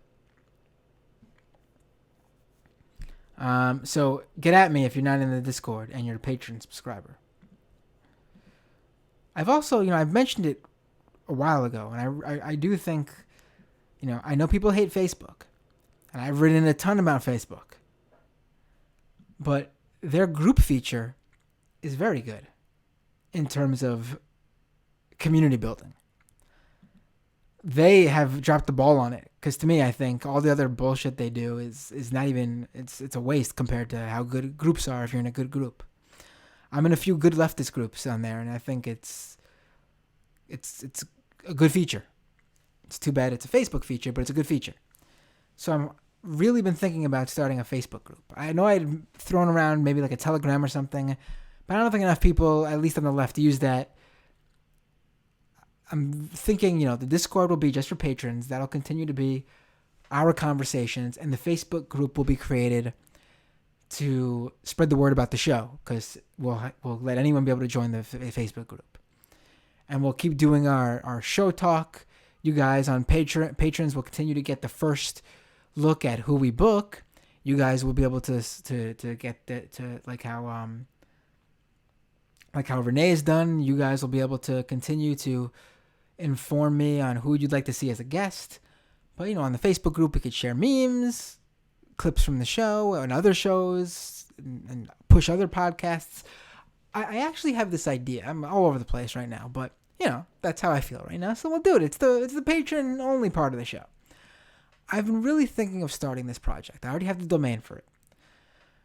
I really think the best way to really you guys know I've been talking about how the left needs to collaborate more in terms of, the podcasters, the YouTubers, the Facebook pages, the Twitter names, the Instagrammers, there's even leftist TikTok communities.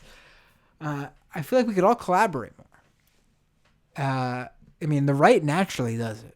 The right collaborates all the time, and it's just, I feel like it's almost built into what they do. It's why right-wing YouTubers are so big, because they all feed into one another. You guys have probably seen all those stories about the data that show all the different, it's like a spider web of connections between them all. I've been thinking of creating, because there is none as far as I know, this one place where, and it wouldn't be, can't compete, not to create a leftist social network, can't compete with Twitter or Facebook. I think those sort of communities just happen naturally where people already flock to, the social networks they go to for everything else. But it's sort of like a left-wing directory of shows and outlets and YouTubers and podcasts and whatever. Because I always see what's some good podcasts? What's some good YouTubers? And there's no central place. I see every now and then people pass a Reddit post around that's a list of people with no additional information. I'm talking a site where it's it just doesn't list people. Everyone has their own page that it describes who's on the show, maybe a feed of their latest stuff that you click and it goes straight to their page or whatever.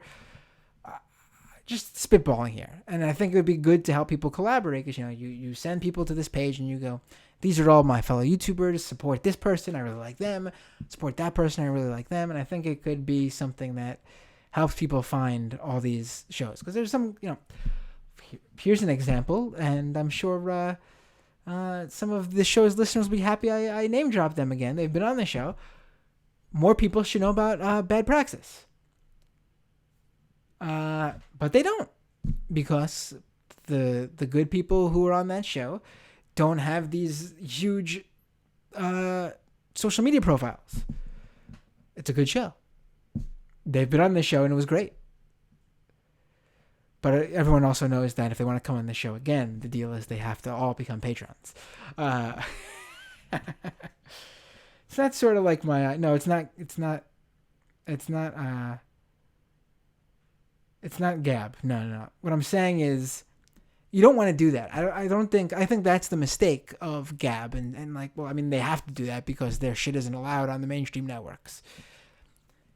I think it's pointless at this point to create a niche social media place, if you're talking politics at least. I mean, I don't know, like Daily Kos pulls it off. I don't know, but that's I don't even know how you would even. They have money behind them, so that's one thing too. But I think if you're gonna, in politics at least, like you sort of want these things to be in the general, conversation. So you wouldn't have like a niche group like you would for like, I don't know, a hobby you have. Maybe people do want a left-wing social network. That's way beyond what I could do with just putting up like a website that like with links and feeds. That's something that would also take money to put together, because that's creating a completely like separate like software to run the site. So that I would not be able to do.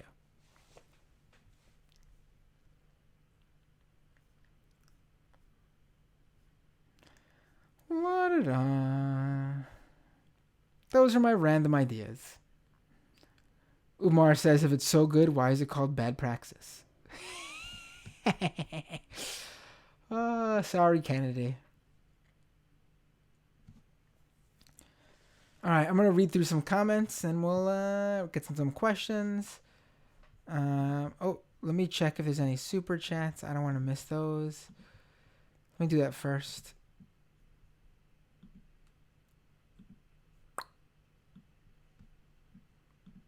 Let me make sure I'm not missing any super chats.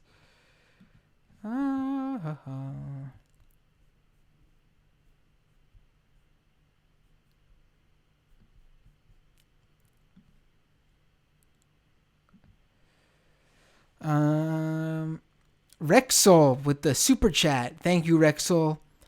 Remember when Stephen Miller had that spray on hair? I do remember that. Fantastic. Wait, why did I just get signed out of YouTube here? Hold on, I need to make sure this doesn't affect how I'm running things. I mean, you're all still watching the stream. That's weird.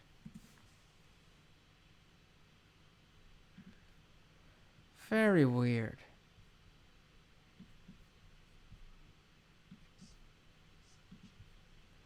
Alright, so we got the super chat from Rexo. Let me catch up here. And we got super chat from Renee. Nothing on John Corbin. I will do something on John Corbin, Renee. We will definitely get to that. That's a separate show, though, Renee.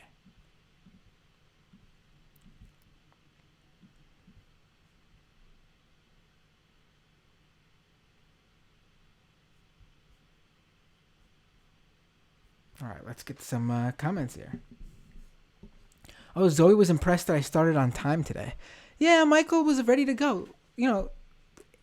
When I don't start on time, it's not because I'm, I forgot about the show or something. It's because I'm setting things up with the guest. And being that Michael has been on the show before and he was a regular, he knew the drill. So, he was ready to go in time and he got on Skype with me. We were ready to go before 9:30, and the second 9:30 hit, we were able to go live.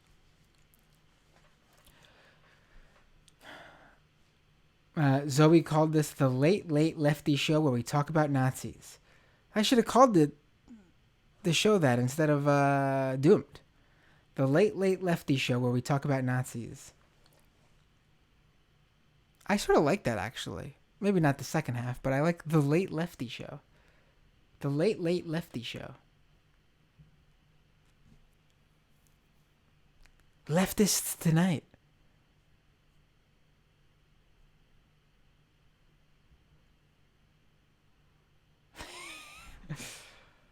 Zoe, Michael's favorite guest, really? Oh, that's great. Glad to see that I got him on for you, especially.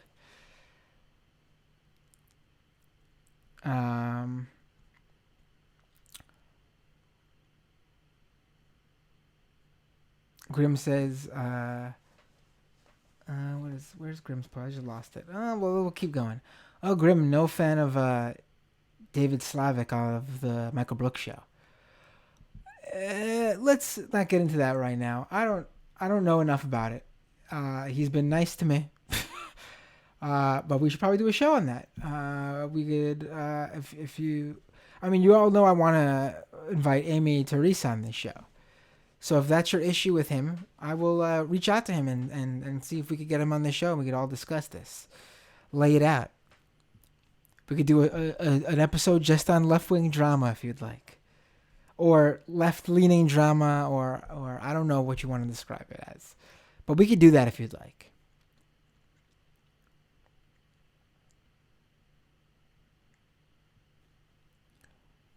Now we're talking about Canadians here.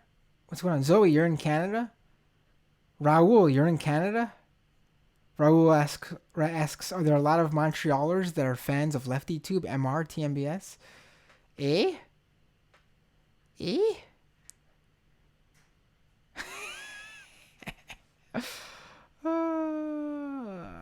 FTW All Day asked at the beginning of the show, is this Patreon only? Well, the first half is not Patreon only. And the second half, technically, if you're watching live, is not Patreon only. One day I will start cutting this for people in the public. But right now, as we're still promoting the Patreon half, I let live listeners watch the live Patreon only show. But if you want the podcast version of the Patreon only show after the interview, you got to subscribe to Patreon. I cut that out of the free feed of the podcast. Renee says, Matt is Switzerland. Well, in that case, I'll be Switzerland.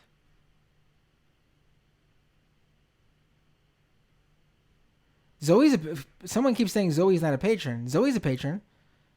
Zoe's hanging out in the Discord more than I am, which frankly inspired me to try to get more active in there, even though I have not yet acted on that inspiration, but I promise you I will be more active in there.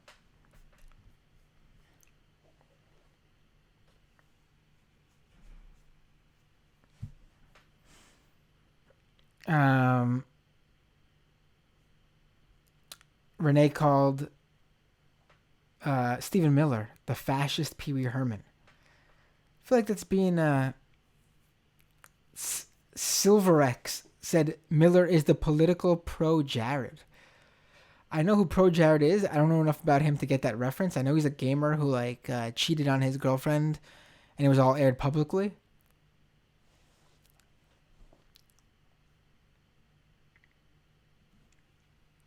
But I do think that's a funny analogy without even completely getting the analogy. Grim says Miller was awful all the way back in high school, terrorizing janitors and Latinx.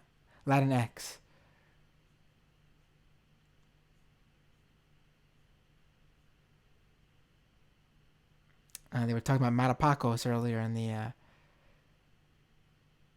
first half. Oh yeah, but what I was saying before I got distracted is, Renee, I know people call him that. You know, I like Pee Wee Herman too much to compare him to Stephen Miller. I mean, what's the worst thing Pee Wee ever did? We know the worst thing Pee Wee ever did. And honestly, not that bad. I mean, touching himself in a adult movie theater in the 90s, I mean, come on. Who was he hurting?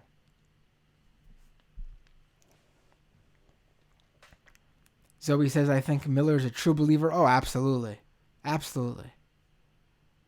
He's exactly what I talk about when I talk about how there's different types of white nationalists and how when I talk about, like YouTube radicalization or just radicalization in general, and I talk about, reaching out to these people who were used and abused and are taught to scapegoat others for their own problems and their,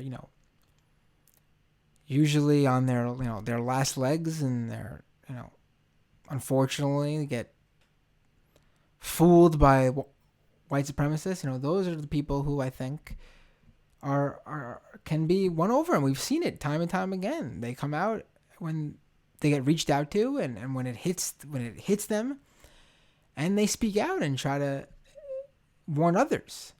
And I think that's those people are the ones who are going to speak out to people who were currently in the position they were formerly in the best.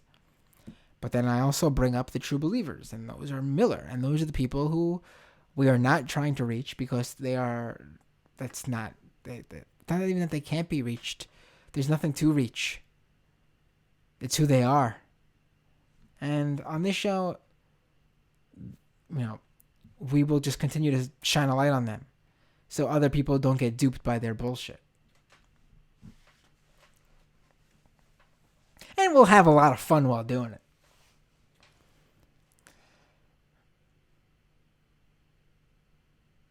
Silver says, Miller just looked like a nobody. Now this shit is out. Grim says, and Bannon is Opus Dei. I think he is also devoutly fascist. I think Michael had a really good description of why they're a bit different. And I think that's exactly what it is. Zoe says, yeah, but Bannon is a profiting fascist while Miller is a believing fascist. Right. That's the difference. And so he points out the small difference, but I actually think it's it could be, you could call it a small difference, but it's a important difference.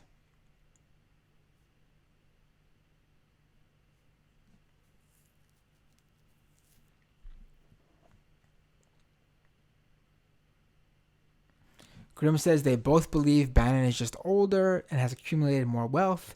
Zoe says, I don't think Bannon cares that much, to be honest. He just wants the power. A little bit of both, I think. Dorian says, I see no reason to doubt Bannon's sincerity. He's been espousing fascist views for a very long time. Right. He is definitely an ideologue. He believes this stuff. I think to call Stephen Miller a true believer makes it sound like Bannon isn't a believer. But I think the difference is, Bannon believes this stuff, but he's not going to put his riches and his wealth on the line if espousing it hurt him financially. I think he plays it in a way where he's very aware of how to make himself still not come across in the same way Miller does. Miller, his whole identity is this. I mean, Michael said, Bannon's also a businessman.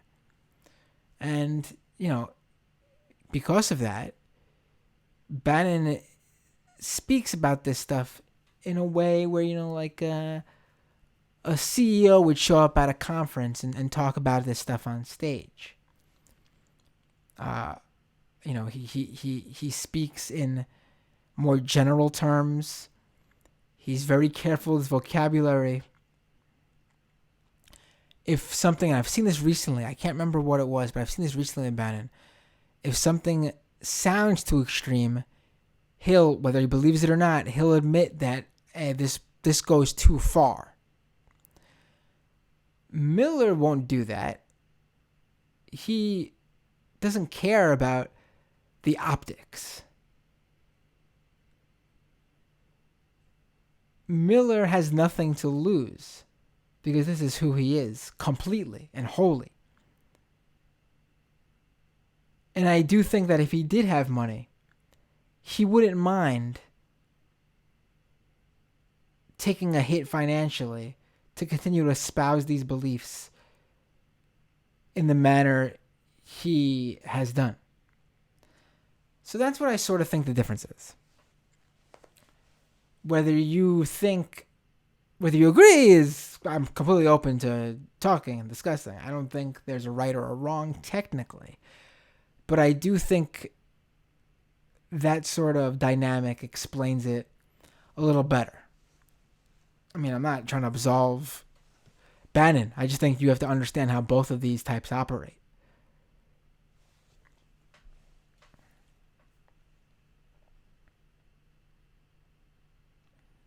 Grim says, I think it's a wrong-headed to think that Bannon's white nationalism is any less serious than Miller's. No, that's not what we're saying at all. But I think you need to know that they're not of the same. They're not coming at it the same way, and there's a reason for that. Zoe says he's a strategist. His job is to have no ideology, but the one that will get him power. A little bit that, but it's not like he would jump to a leftist ideology if that's what would get him into power. No. So it's a little bit of that, but not quite. It's the middle ground of where you and where Zoe and Grimm are discussing, which is literally, I think, what I just described.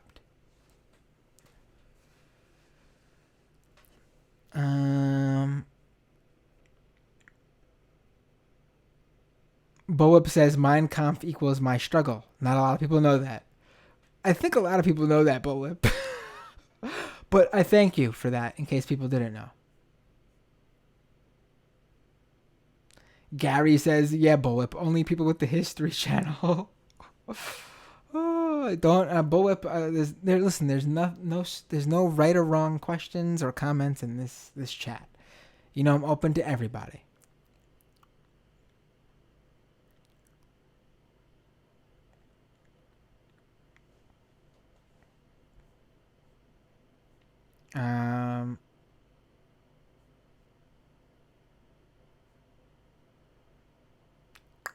Zoe says Miller doesn't have a populist speech though, or any. He's a shadow. Salami Mommy. I like that username. Salami Mommy says Coolidge is like the least important president ever. Zoe says Calvin Coolidge, philosopher. Kennedy, Coolidge bad. We're at the part where we're still talking about Coolidge in the comments. Omni says Coolidge is what I just walked into. I guess Omni just joined us. Dorian says, was Coolidge the one who showed the KKK propaganda film in the White House? Listen, I actually, this episode was extremely illuminating for me in the Coolidge portion of the conversation. I was not aware of this. I mean, I read what Michael wrote in his reporting. When I say this episode, I mean this whole thing that we just discussed and the background I read going into this, obviously. So he says Coolidge is the fascist prez. It was illuminating to me. I did not know this about Coolidge so much. And he says, down with Coolidge. Bullock says the Nazis actually followed the U.S. examples for eugenics. Yes, and I remember back in high school, there was a local punk band from Long Island. They weren't big. You guys probably wouldn't know them. I don't remember what they were called. But they had a song called American Holocaust. And the chorus, I don't remember how the whole thing went, but one of the lines was, the Nazis copied us. And that's what I sort of, like, that's how, you know, I can't tell you how influential punk rock is to my knowledge on this stuff. At a young age, too, like, you know, high school, I was following what the right wing was up to. So,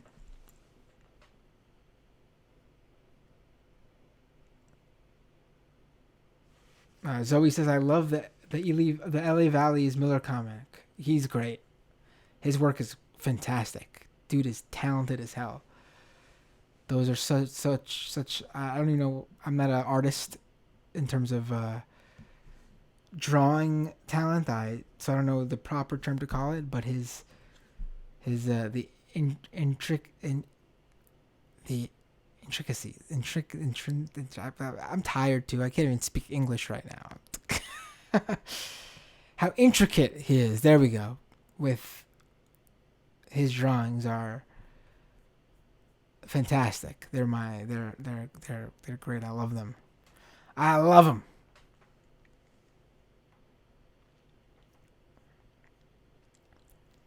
All right, we're gonna wrap it up in a little bit. A lot of comments, but we went long and we're going long. I always give you guys lots. You know that.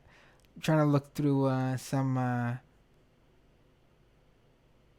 Did I say links in the YouTuber? Someone said to me, "Okay, boomer," because I said links are in the YouTuber. Did I really say that? Jeez.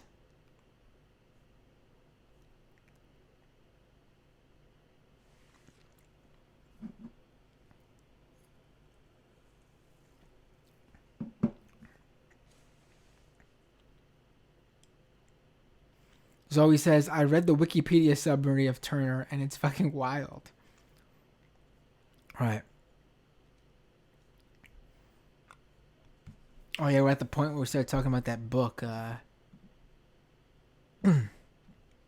That shit is Camp of the Saints. That shit is crazy. Crazy. It is... I gotta look. I want to actually... for the purpose of what I do, I want to force myself to read that book, actually. Because I think those really unknown, like the most unmainstream, paraphernalia that these guys share, I think it's the most telling to their beliefs. And, geez, I gotta read this one.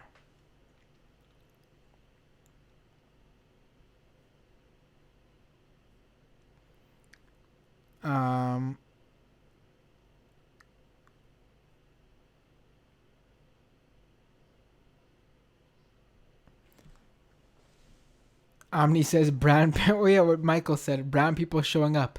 That's the dystopia. Right.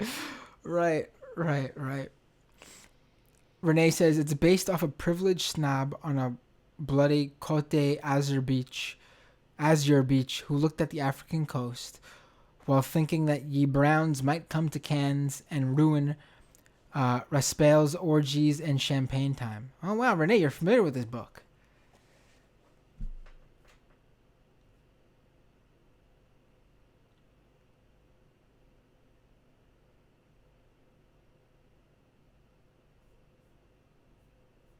Oh, wait.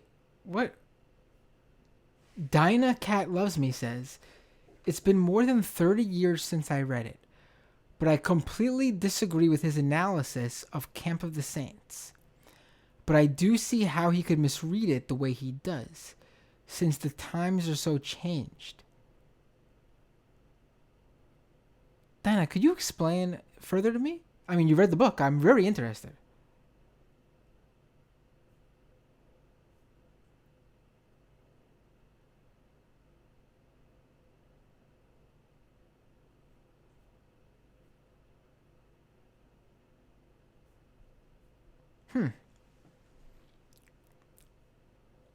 Zoe says, write about a book where the bad guy is called fucking turd eaters, for fuck's sake. Right, I mean...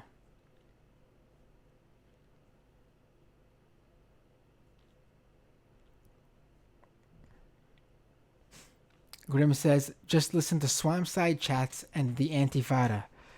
I should do a show with both of them. I should get them, both those podcasts to jump on this show, and I should go on there if they want to have me, of course. Obviously, I'm not gonna just invite myself on a show. But yeah, everyone's gotta collaborate more. That's what I think. Zoe says, I have a weird fascination with fascist rhetoric. I read the Iron March grabs. Listen, this is the podcast for you then. Although maybe I've disappointed you by not being familiar with the Camp of the Saints. Honestly, I guess I just missed it. Possible with just all the shit that's out there, I guess.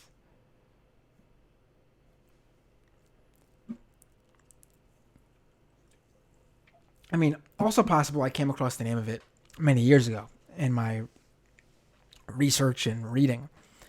But I'm honestly not that familiar with it.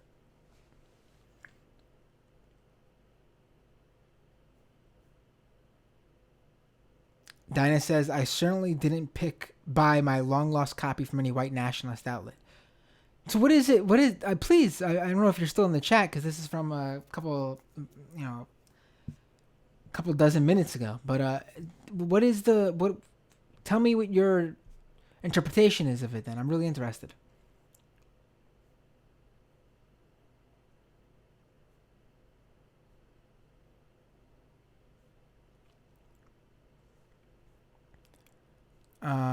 Hope Dinah's still here, and if not, I hope we figure this out by the next episode, and we'll talk about it in the chat, or maybe I'll get a guest on and we'll talk about it. I don't know. We'll figure this out.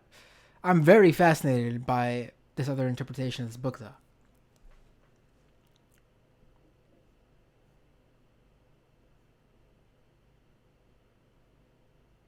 He says, I kind of want to get lost in a random book.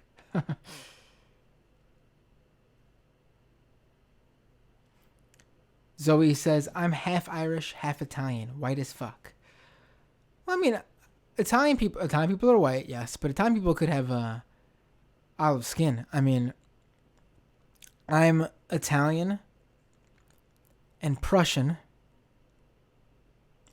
which means I don't know where from Prussia, but Prussia broke up into Germany, Poland, and Russia. So I don't know if I'm specifically one or if I could just consider myself all. Depending on where my family was based in Prussia. But I do know Ashkenazi Jew. I haven't done one of those DNA tests, but my brother did. And I know that it's similar but not the same. So our percentages might be different, but we're obviously not going to be completely different backgrounds. So I know that much of it. I mean, growing up, I would tell everyone as a kid, I understood it as my heritage was Italian and Jewish. And as I got older, I wasn't sure if I should call myself Jewish because I'm not Jewish religiously, even though my father is. And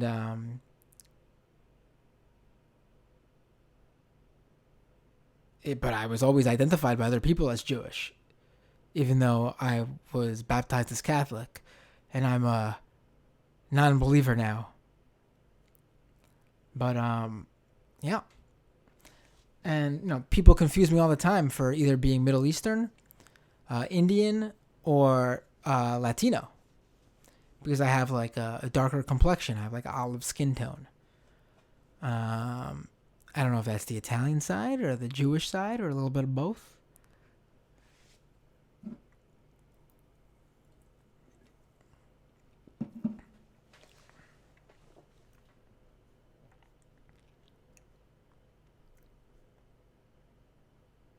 Silver says Alex Jones and Andy Ngo should be barred from broadcasting and away from ways to influence people.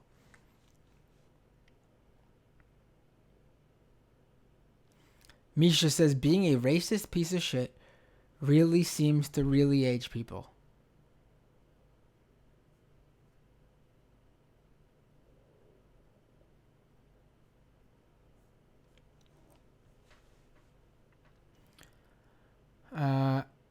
Boab says one race rule would only work in a country with one race. That's probably why we're seeing immigration struggles and voter suppression and all of the other cheating that the Republicans are doing.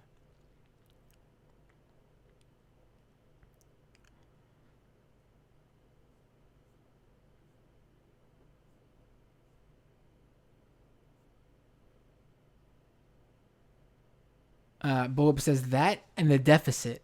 I'm assuming Boab's talking about immigration. Immigration and the deficit are only two of the Republicans' scare tactics. They're just fantasies, though. Kennedy says, I'm so proud of everyone who gets themselves out of the alt-right bubble. Absolutely.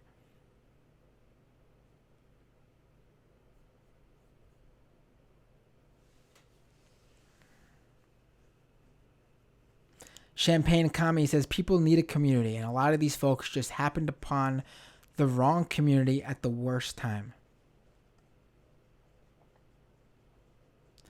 Zoe says, is she proof talking about McHugh? Is she the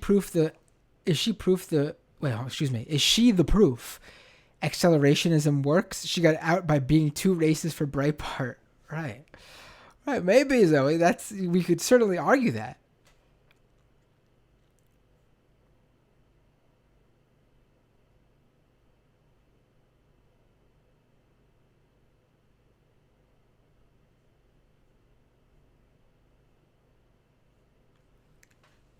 Grim says, Jared and Michael were both on the Real News Network segment on Miller a week or two ago. Gotta check that out. Jared Holt, by the way, right. Yeah, Jared Holt and Michael are great. I've hung out with them before. Like in person, in real life. Kennedy says, Michael's such a great guest. I love when he's on. Zoe says pro Jared Holt. Right, not the same Jared. Pro Jared is not Jared Holt.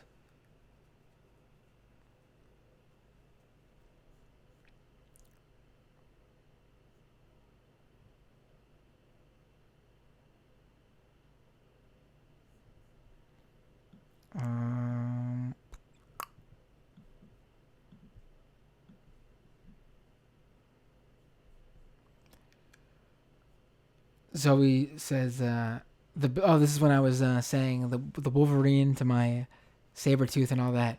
Zoe says, the bizarre Superman to your Superman. Dorian says, the Charlie Kirk to your Nick Fuentes. Oh, that's too good. That is too good. And a perfect analogy for this show. Champagne Kami says, absolutely, OG Matt needs to be on the live show. Talking about the Michael Brooks show live show in February. You all got to tell Michael. Seriously, Matt, everyone's got to email him or tweet at him or post in the Discord. That's who you want on the show. You want me. You want Binder on the show. Grim says, guess I could make the suggestion to Jamie on the Antifada Discord. Me and Jamie we should have happened a long time ago, but I guess we've never actually reached out to each other to make it happen. But we've been discussing going on each other's shows for months now. Going back months now. I made it sound like we talk about it every month. No, we first mentioned it months ago. Oh, Zoe sent me that pic that Zoe dropped in the Discord was the spray on the hair pic. Got it. Grim says Brooks and Slavic are stupid, Paul. We'll talk about that on another episode. I don't know if I agree with that, but Grim says Team Peck and Binder. It's because I'm at Jamie Peck. All right, yeah, I could get down with that. Grim says Matt plus Abby Martin, Jamie Peck, and Thought Slime would be good.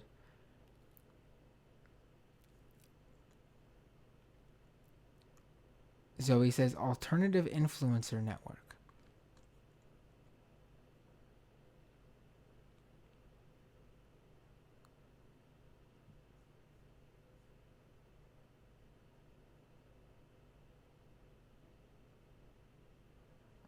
Zoe says, wait, Bad Praxis was on Doomed? When? Right.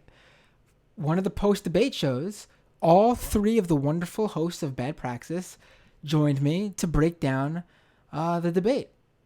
I don't remember which one. I think it was in September or October. But you could go back in the archives and either watch it on YouTube or listen to the podcast.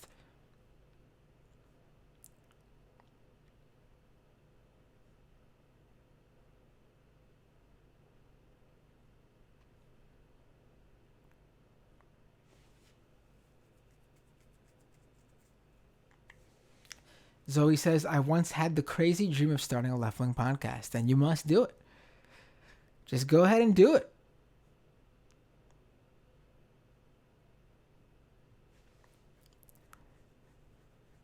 Kenny says, you should do that. That would be fun. We need our own late show on the left. Dorian says, left night with Matt Binder. Zoe says, left out tonight. Grim says, the Lefty Late Show is non-compete live from Vietnam. Kennedy says, Slavic is largely fine, but yeah, Amy is openly courting fascists now. Maybe if we hit the Patreon, maybe that could be that could be the bonus then, if that's what you guys want. Like a late night. I mean, this show's already late night, but maybe not Doomed, or Doomed bonus, like a Doomed offshoot. It would still be part of this. It would still be under the Patreon. I wouldn't be asking you guys to donate to a second patron. This is the patrons for everything that is in the Matt Binder scope of creations, which is mostly Dooms right now, obviously. But maybe that could be the a fun little like a late night. We do it at 11:30, midnight. How many times a week I don't know, but we would figure that out. That's one of the things we could discuss once I get 10 more patrons. At least 10 more patrons, I should say. Oh, Zoe's asking me about Pee Wee Herman. And Pee Wee Herman jerked off in public. Wait, it was a porn theater? Yeah, it was a porn theater. So he says, I thought it was like in a park or something. No, no, no, no. He was in an adult movie theater, in his seat, watching an adult movie, and he was jerking off. And I mean, what else do you want him to do? It's an adult movie theater. But yeah, so he got caught, and that was that. What hurt him was the fact that he was a children's TV show host. Otherwise, I don't think it would have been that big of a deal because I believe other actors have been caught doing the same, and they just weren't children's TV show hosts. It was Grim says I believe it was a porn theater. So we know it. I was a huge Pee Wee Herman fan. I'm still a huge Pee Wee Herman fan. Meeting him is probably one of the highlights of I'm not gonna say my life, but meeting people I look up to in terms of the entertainment industry, like people who I enjoyed as a child and helped shape like my personality and stuff like that, my sense of humor or whatever. I was a huge Pee Wee fan when I was a kid. I watched Pee Wee's Playhouse. As I got older, I started watching the Pee Wee HBO specials, which are for adults. When he had his comeback, I love his movies: Pee Wee Big Top, Pee Wee's Big Adventure, Pee Wee the Pee Wee Holiday. Can't believe I'm talking about Pee Wee Herman right now. Yeah, big Pee Wee Herman fan. Oh, I went to his Broadway show when he brought it back. When he came back, love Pee Wee. And basically, his career was ruined because Paul Reubens, that's who plays Pee Wee Herman, was in a adult movie theater in his seat, fondling himself, and he got caught.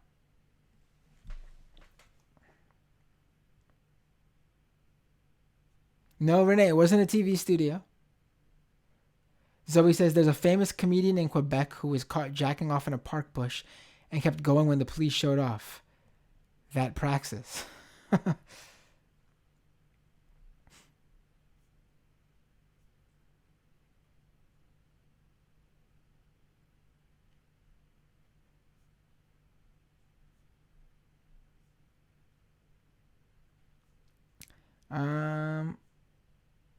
Dinah says it's hard to explain in comments. All right. Maybe next show you could call in on Skype. We'll do a call-in show. I'll open the phone lines and you could call in. How's that sound?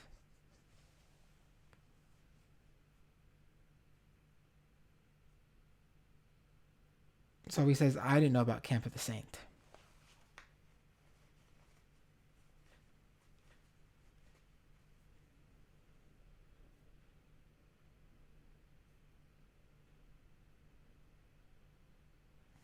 Grim says, yes, you should do stuff with the Antifada and Swampside chats. So he says, oh, along with her not knowing about Camp of the Saint, Zoe says, I'm never disappointed in you. But yeah, and absolutely the best podcast for me. That's why it's my only Patreon stuff. Zoe, thank you so much. Zoe, how did you find out about the show? Were you an MR fan, or you just know about me from Twitter or Tumblr or whatever? How did you find out about the show? I still to this day have not mentioned the show on Tumblr. What an idiot I am. I had one of the biggest Tumblrs of like the mid 2010s. And I did not, such an idiot. Such an idiot. I only hurt myself, folks. Umar says, I could pass for Middle Eastern. Or you say Michael Brooks. MB could be Michael Brooks or Matt Binder.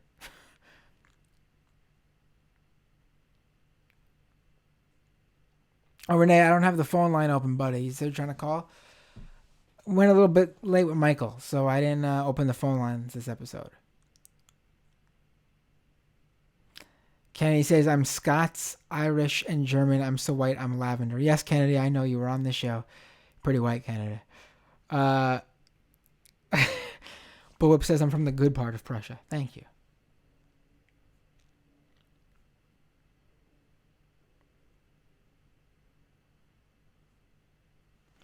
Zoe says, I guess my great-grandpa was from the south of Italy, but I'm just white personally. Kenny says, I get accused of being Jewish online a lot. What? All right. Oh, I know what you're saying. All right. So he says, I'll admit, I thought you were Middle Eastern at first. Yeah, a lot of people do. I don't mind it. People could, it's not a, I'm not offended by it at all. In fact, I take pride in being indecipherable. Great. It'd be very nice to actually be Middle Eastern uh, what else did I say? People mistake me for or Latino, or Indian. India. I just want to be clear because I think most of you guys know I would not say call Native Americans Indians, as in from India, Indians. Because my last name too apparently makes people believe that Binder. Yeah, man, I would love to have that culture in my background, but alas, I don't. My children are Latino and Latina, Latinx. My son and daughter.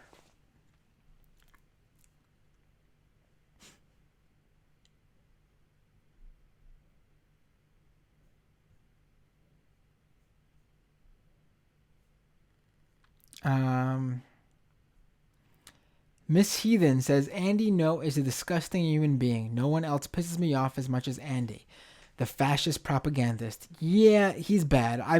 We've done shows on Andy, not like full blown like profiles on him, but shows about what's going on in, Portland that are heavily revolved around Andy No. So if you're just tuning in, you should definitely go back and listen to those. Won't be the last times I talk about him on this show, I assure you.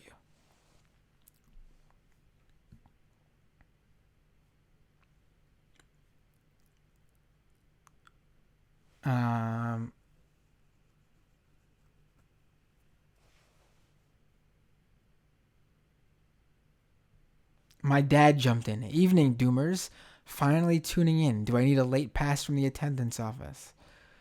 Haha, Pops. Haha. Grim says, Matt and Jamie tear the Red-Brown Alliance a new arsehole. Renee says, or Matt and Bad Bunny. What? What?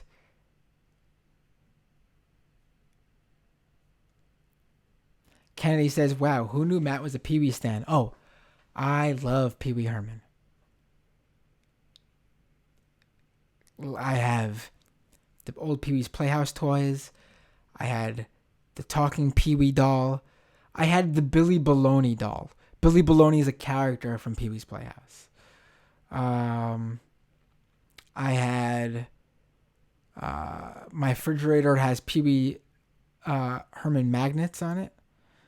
I have a Pee Wee Herman t-shirt somewhere, although I should buy another one because I don't know where that one is. I might have put that one away because I didn't want to ruin it by wearing it too much. If you could believe that. I am a big Pee Wee fan. I could watch the movies over and over again. Every Christmas I have to watch the Pee Wee Herman, the Pee Wee's Playhouse Christmas special. Paul Rubens a genius.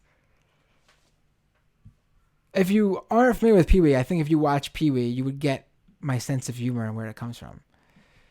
It's sort of like when my partner went with me to see The Unseen for the first time, the punk band The Unseen.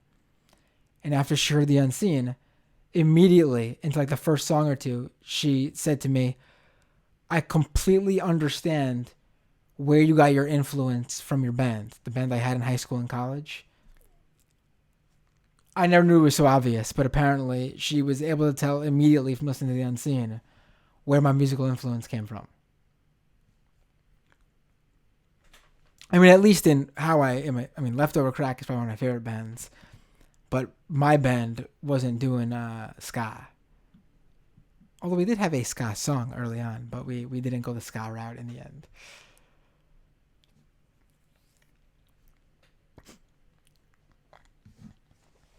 Grim says Mystery Men was a fine film.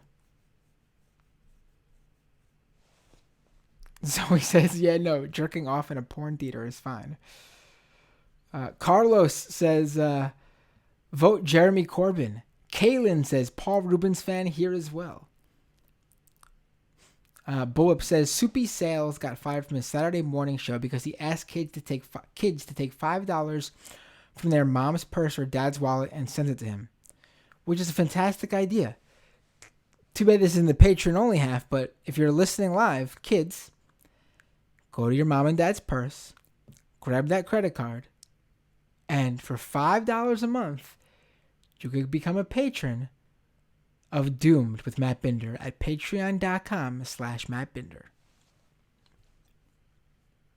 Kennedy says, I'm using my Tumblr now to promote my podcast. Well, aren't you special, Kennedy?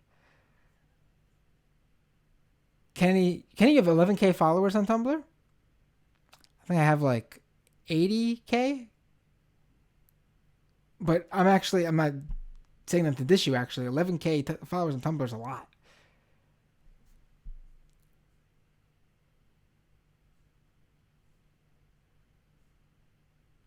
Zoe says, I watch MR and knew you from there. Heard of the show during the last Casual Friday you were on and mentioned the State Department Nazi and it piqued my interest. Zoe says, I only started watching MR after you were gone, but I remembered you from old clips and always liked your commentary. Well, thank you, Zoe. But I'm actually very interested in where people learn about the show, and I'm learning that every time I go on the Majority Port, a ton of people who knew me from the Majority Port, or at least saw my clips after I left the Majority Port, discover the show for the first time. And of course, I'm not invited on the Majority Port often enough. So I gotta get on that. Guess it's time for me to get on my knees and grovel at Sam Cedar. Knew the day would come eventually. Renee says, Bad Bunny is a Twitch personality. Isn't Bad Bunny also like a Puerto Rican rapper who actually is pretty good? Or am I thinking of someone else? It's like Bad Bunny, isn't it? Zoe says, I remember being scared of Pee-wee as a kid. What? Bulba says, Pee-wee's Big Adventure was great. Here's my dad to give you a little bit of young Matt background. When Matt was an infant, I sat him in his high chair, put on Pee-wee's Playhouse as I taped, and fed him easily because his mouth was always open in amazement. Renee says, the comparison is Michael Brooks as your Francis Bete Noir. So he says, I stopped using Tumblr when they killed the porn. I think a lot of people stopped using Tumblr when that happened. Misha says Tumblr had good porn, though. Kennedy says, well, I was a humor blogger who got into SJW and communism shit, so my brand was very niche. Miss Heathen, with what might be the final comment. Let's see. If anyone hasn't watched the new Watchmen on HBO, needs to ASAP. Highly relevant with fighting today's white nationalist political climate. Damn good show. It is a very good show, and as someone who is a fan of the Watchmen comics, I also enjoyed the Watchmen movie. I was very skeptical about the TV show. And I have to say the TV show has blown me away. It has somehow been able to be a Watchmen series that is completely separate in terms of the main storylines from the Watchmen show. I mean, the Watchmen source material.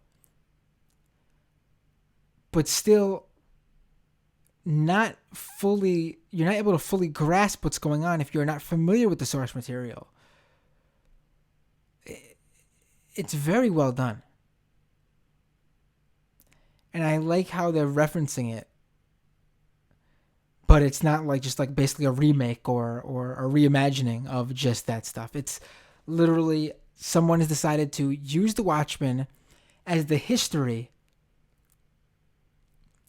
to a completely separate world they're creating. It's really well done. I'm very impressed. It's really good. You should watch it. And maybe we'll do a show on it, because an episode on it, because the show is very relevant to what we talk about on this show. Especially with the fact that how Rorschach is from, I would say it's fair to say Rorschach is the most popular of the Watchmen from the comic. Yet on the series, Watchmen is a beloved figure to white nationalists, to the point where this huge white nationalist organization, which is basically like the modern day KKK, wears Rorschach's mask.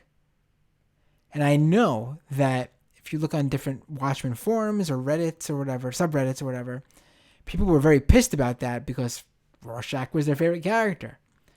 But actually, if you are aware of the Rorschach character's ideology, that's very plainly laid out in the comic, it sort of makes sense. Like, he himself wasn't a straight up white supremacist, but it fits. Someone said, vote Jeremy Corbyn in the comments earlier. I forgot to read it. I meant to read it and I got distracted by something else. Folks, we will, what is it? When is the voting? Next week, right? December 12th? It's going to be tough.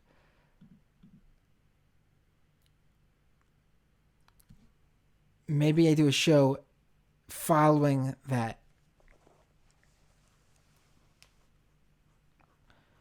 I think it would be too short of a lifespan there to do a show before that. It wouldn't make sense. It'd make more sense to do a post-election show if I'm going to cover it. But maybe we'll do a quick thing for Corbyn. Folks, vote for Jeremy Corbyn. It's plain as day. There's no other option. If you're someone who is on the fence, which you shouldn't be. I am supporting Jeremy Corbyn because I like the guy. He is fantastic. He's great.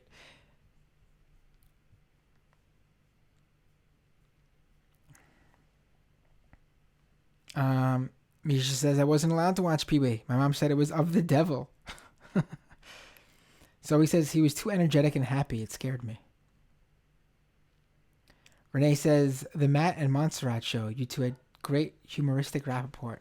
Montserrat was great. I want to have her back on for sure.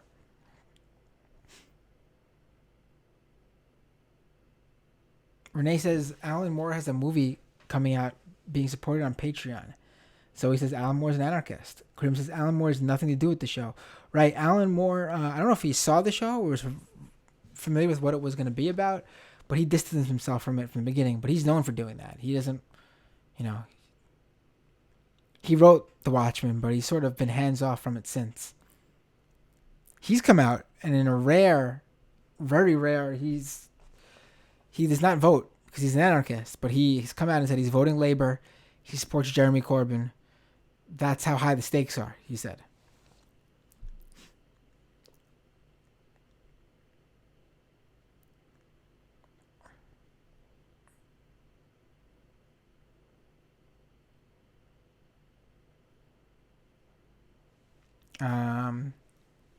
Renee says they're also revealing the Ozymandias plot in Watchmen. Right.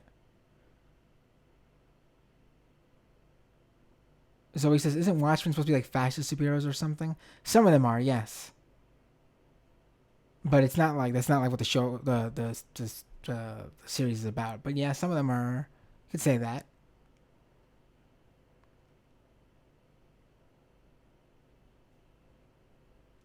Renee says, Corbyn, Bernie, or revolt. Also, Alan Moore hates superheroes and conservatives. But he likes Lovecraft. All right, I think we'll leave it there. Folks, thank you so much for joining us tonight. Kaylin says Moore is opposed to adaptations of his work. Right. That's why he distanced himself, not really because of the material. See you guys all next time on Doomed.